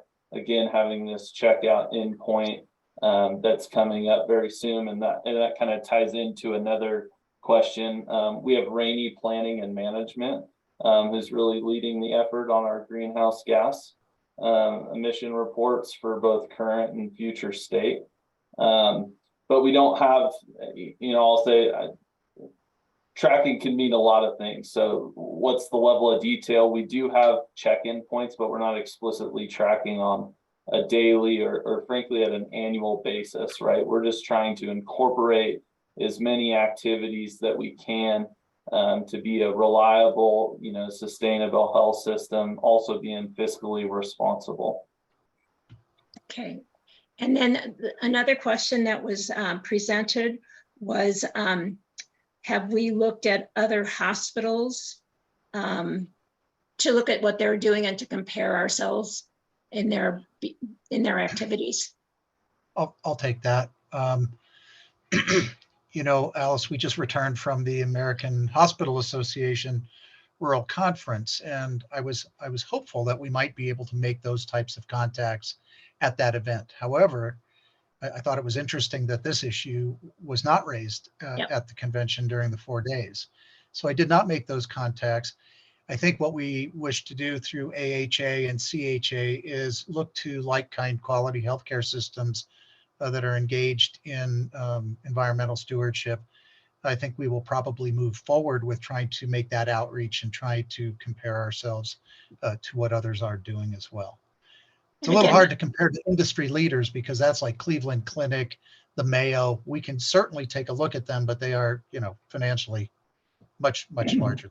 Yeah, and especially looking at those critical access hospitals that are in California, because California has a little bit more stringent as well in terms of what hospitals can do. Okay. Right. This is Harry. I do visit with all of the healthcare leaders, the critical access hospitals and bigger hospitals around us, and many wish they have implemented as many things as we have to date, because they can't even dream of that. And, you know, others, you know, might have done something a little bit different here or there, because we talked to hospitals in other states as well. But I'm not aware in any of the CEO discussions that they're doing an area of technology better or newer than us. The one issue that will touch greenhouse gases is growth. So regardless how you provide resources for growth, and again, as I shared, we don't create even one patient visit, but we must respond to it. Growth does, whether it's in a home or a commercial office building, growth has an impact if you're powering it. You know, homes and office buildings might be able to be, you know, totally from solar or wind. That may not be allowable for us, but the busier it is, the more resource consumption it's going to have regardless of the energy source. And so we have had to deal with the growth, quote unquote, issue more than most other health systems. I appreciate that, Harry, but we still need to look and compare ourselves and see what other hospitals are doing. Certainly we know that volume, with the increase in volume, is going to increase in everything that we do, but there are ways to mitigate some of it. So the next question was just about benchmarking with others in our industry. And I think we've talked about that, looking at those in California and also going to our organizations. And I know there have been, besides the Green Health, there have been some other alliances in California that have looked at how best hospitals can reduce their greenhouse gas emissions, but it didn't seem that they were able to do anything more than some of the things that we're doing. You really have to look at mountainous areas and visit, you know, the level of. Well, I think we could start with anything. anybody that's, you know, that'll give us information of what they're doing, and then start honing down on whether it's applicable to our system or not. The question that Mr. Sorensen brought up is that we are looking at the measurement of our emission of greenhouse gas, and he wanted to know who's doing it and how soon would you get results? Yeah, so Rainy Planning and Management is the consultant group leading that effort. We anticipate our initial results actually within the next 60 days here for internal review. Okay. Okay, good. Thank you. And then Meg, of course, asks us again to partner with other hospitals and look at other hospitals and what they're doing in reducing their greenhouse gas emissions. So it certainly gives us pause. Think about what we're doing. Is there more that we can do? And how do we put it in our priorities of what needs to happen? So again, I think there's work to be had. Okay, anything else? Ms. Henderson. Hi, can I make another comment? A Am I comment? permitted to do that? Yeah. Your comment will be our last Okay. one then. Yeah. I would thank you very much for this dialogue that we've had within the 3-minute rule. It has been very rewarding to us to see your response to comments that we have previously made. We really appreciate it.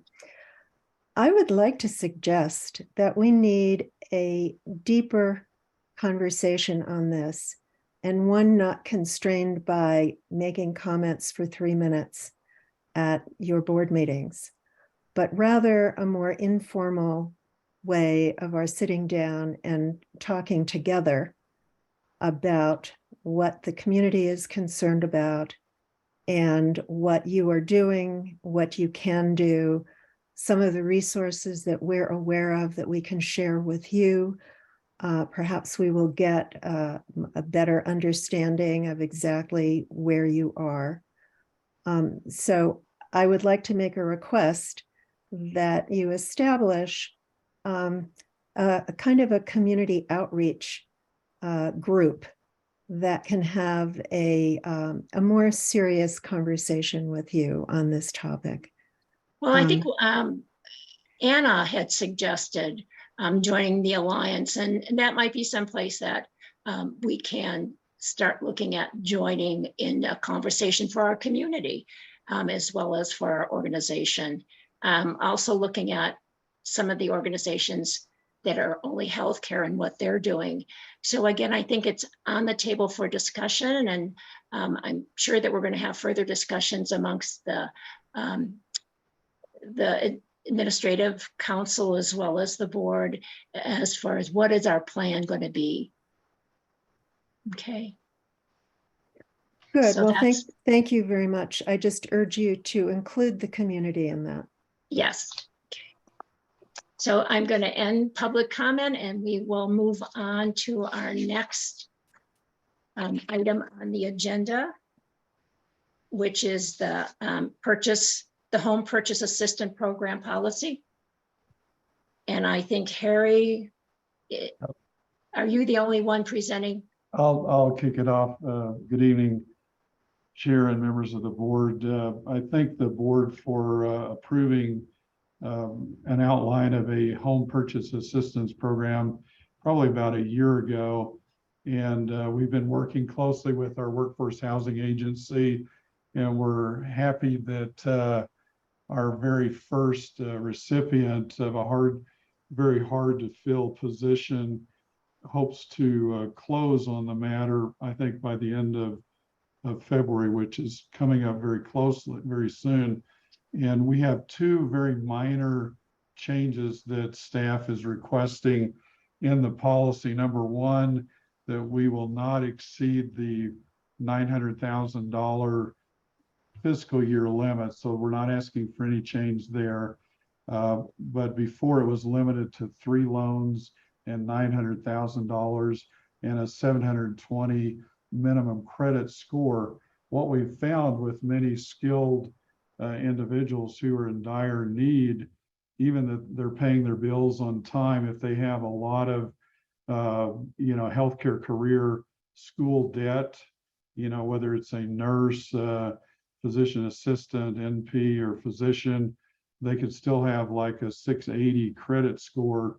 So we're asking for a modification to lower the credit score from 720 minimum to 680 minimum, and that I be given flexibility not for just up to 3 loans, but that there could be more loans, not necessarily a limit on the loans, but again, no more than 900,000 per year. We're not changing the ceiling. And so I think with the written narrative, I think is fairly explanatory, but those are really the two changes, that we remove the 3 loan ceiling and we lower the credit score to 680. Those are the only changes that we're requesting your consideration and approval for this evening. So Harry, do we have that document in our packet? It should be in the packet. Yeah, it's the last one. it's in It's there. on page 343.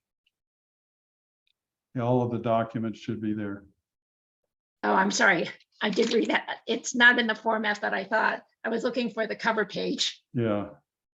Okay. Yeah, there's no cover page, but So Well, any it's on comments? 336 is the cover page. Okay, I've got it now.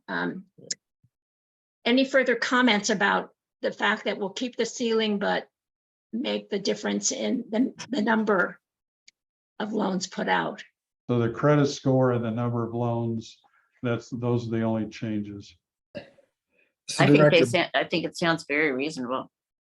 Yeah, agreed. Yeah, Director Barnett, I think as we work with this, we'll see some things that need to be changed as we go along. This seems to be one of them. So it means we're paying attention to making this process actually work.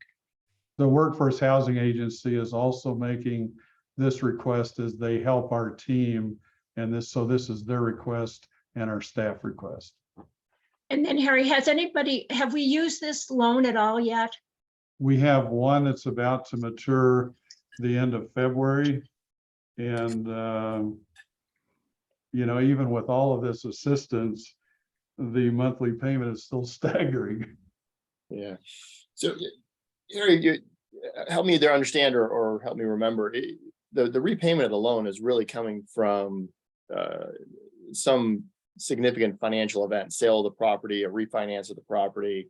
with cash out, those sorts of things. There's not an expectation that recipients of these loans are going to be making monthly payments to us, correct? That is correct. If they had to make regular monthly payments, they would never be able to afford a home. Understood.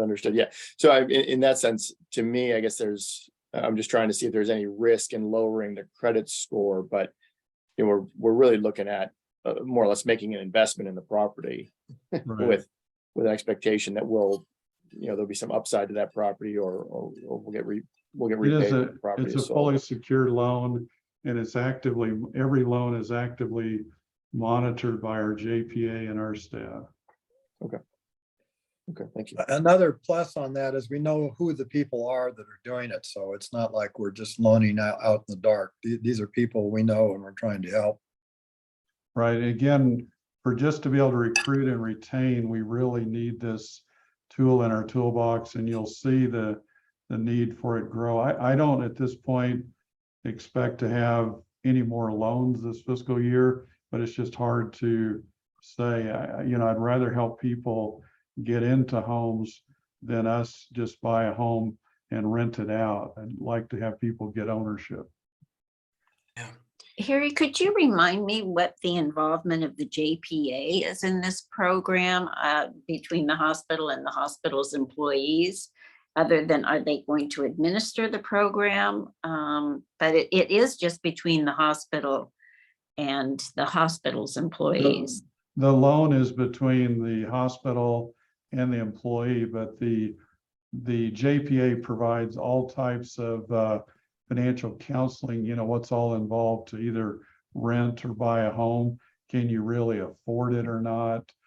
They provide help with the lender assistance. They provide help with real estate agents and all of those things, so that a prospective employee is very fully trained and aware of the steps of being a new homeowner. Great. Harry, can you put that in a motion to include those two changes? So the requested motion would be that the board amend the previous home purchase assistance program to allow a minimum credit score of 680 or higher and more than 3 loans per fiscal year, but not to exceed 900,000 in loans per year. Well, Harry, we may be able to just use the suggested motion, which was to approve the updated home purchase assistance program as presented. That would be an easier motion. Thank you, Dave. Thanks. I will so move that we approve the home assistance program as presented. Have a second, please. I'll second, Michael. Okay, so it's Public comment. Oh, public comment. I don't know if public's still on. No. Any comment from the staff? Okay, then we can get a motion on the table. Got the motion. And directed by, it's been moved by Director Barnett, seconded by Director McGarry, that we approve the updated down payment assistant loan program to include the two changes in credit score and number. A roll call vote. Director Brown, Yes. Director Tamblin, Yes. Director Barnett, Yes. Director McGarry, Yes. Director Wong. Yes. So it has been approved, and hopefully We thank you very much, and there's great excitement, and our recipients are very grateful that your board has made such a program available. we'll move on to board committee reports. So I know of one. Does anybody else have one? I have 2. Oh, you have two. Okay, so I'm gonna let you go ahead. Okay, winner. And recognizing we're a bit over time, I'll be brief. Yeah, 2 two reports, one on the board quality committee and then one on the ad hoc community health committee. The first, the ad hoc community health committee, was the meeting wasn't as effective as I'd hoped for, and I take full responsibility for that. Reminding the group here, we really broke the work of the committee into three phases. The first phase was to really gather data, understand where our needs are, what do we know, what do we don't know. We wrapped that up, and this was really our first meeting under what I would consider phase two, and we had a great presentation by the team leading some of the community health work to summarize really what we had learned in that first phase. Where we stumbled a little bit is how do we then take that and identify those areas of greatest need, and how do we prioritize to a selection, recognizing the big part of the conversation was around funding of any of those initiatives, right? So we recognize we probably need to be doing a little bit more work between meetings to bring together a more concise set of possibilities and opportunities for us to really focus in on what might be possible in the near term to have measurable impact on a small number of community health initiatives. We identified early on, one or two was probably feasible, right? We can't boil the ocean here on our efforts. The other theme that seems to be really coming to the surface, though, is how much great work is already being done.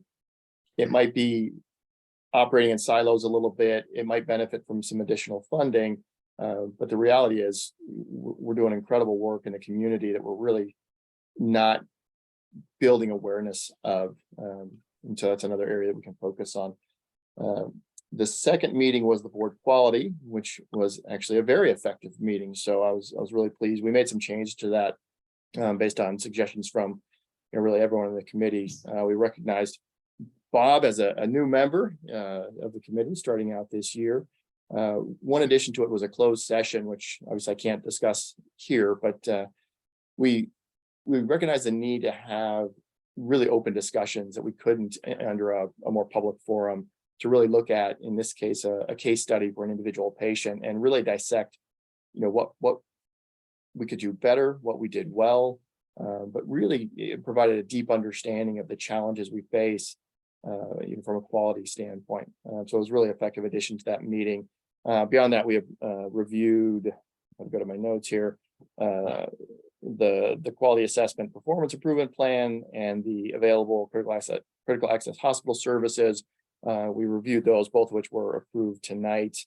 And then finally, we had a good discussion around our quality metrics and our star ratings and plans for, initiating discussions around plans for metrics and more real-time monitoring of the items that were scored against in that rating system, so we can have a better understanding, reminding everyone that that data is based on data points from 1, 2, 3 years ago in some cases. So putting in those metrics that we can in the business analytics, so we can know in a more real time, and I say real time meaning within months and quarters, not multiple years, that we're tracking in the right direction.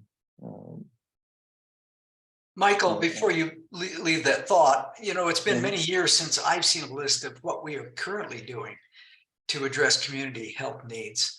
And it would be very helpful for me to get a refresher, as well as obviously new information for Bob. So is that a possibility? I think that's a wonderful possibility. And I think we're planning on doing just that at our board retreat coming up in Perfect. Thank the you. next month or so. Yeah. Okay. Yeah. Thank you for that. And we look forward to it and hearing more of what the possibilities are. And it's looking at quality. I would like to have you look at something on quality in terms of just the reporting that comes to the board. I'm not sure that we need to necessarily discuss every slide, but to look at, we can get the slides in our deck, but having Alex talk about, what's the high priority for this and how they're addressing it. I don't know, I just felt like it was just background noise. I didn't really feel like we were doing anything about some of those issues. The ones presented tonight, you mean? Yeah, yeah. Yeah. So yeah, the comments that I heard, from the presentation tonight was, it's great to have this data, but what are the underlying mechanisms that are driving the data? Yeah, Right? yeah. Do we have a deeper analysis? Is it cyclical and seasonal as Bob was talking about? Does it have to do with growth in the community? But a little deeper understanding, and that's really else within the quality committee meeting. What we recognized in the value of a closed session there is you really could Okay. dig into those details in a little bit more depth. Yeah. So, but I think it's a great suggestion, and we'll Okay. take that up in our next committee meeting. Thank you for that. And then the governance committee met, and pretty much what we did were two things. One was the board self-assessment.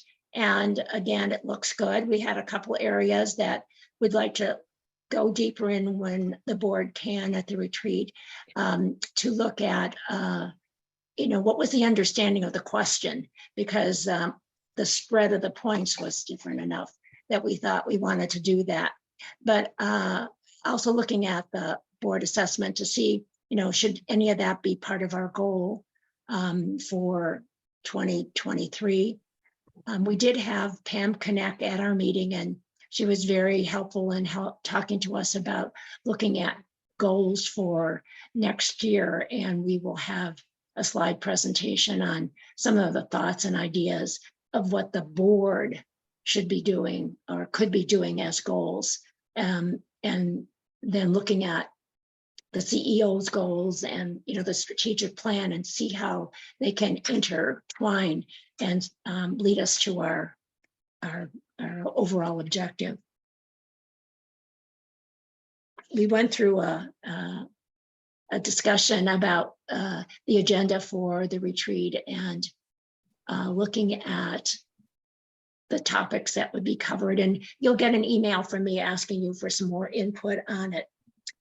And then I hope that we'll have a discussion about our AHA World Conference and what the takeaway points for each of us are.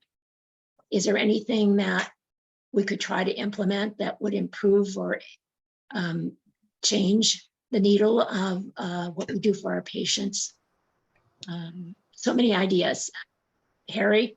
Sure, you're making a great comment right now. And I think while thoughts are fresh for everybody that attended the HA conference, please consider writing down kind of some of the most important thoughts, from that event, or takeaways, that you think would be helpful. And we'd like to talk with you about them in board settings, but also we can do it in one-on-ones when you and I meet, or with others on my team, so that we get the maximum impact from all of that.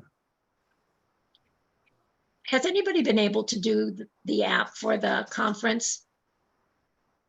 I was told I could do it online, and I've gone and I can't do it online. So I'm going to follow up with them and see if there's some way we can. If you didn't do the QR code, then yeah, I missed the QR code, and we'll work with Martina to figure out how to get access to everything over there. Yeah, because I was going to say there's access to the slide presentations, there's access to the evaluations and resources that were at the convention or the conference. Okay. So if there's no other board reports, any board member comments in closing? So according to our resolution, next meeting will be in person in Eskridge. And we look forward to seeing it. It was so exciting to see you guys at the conference. Yeah. Do you guys remember where Eskridge is? Do we need to send out a Yeah. map or something? So, Well, I'm a She's newcomer, never been but there. I know where it is. I'll call you, Bob. So Question is, how can I get off my hill and get there? We'll just. hope Yeah, it's what about on poor David? How's David going to get there if we have another snowstorm like this? It'll be Alice, springtime. We Alice, I know do the have board app. has to be there, but I'm not sure that they can, with the new declaration about who can zoom in on the meeting. Yeah, yeah.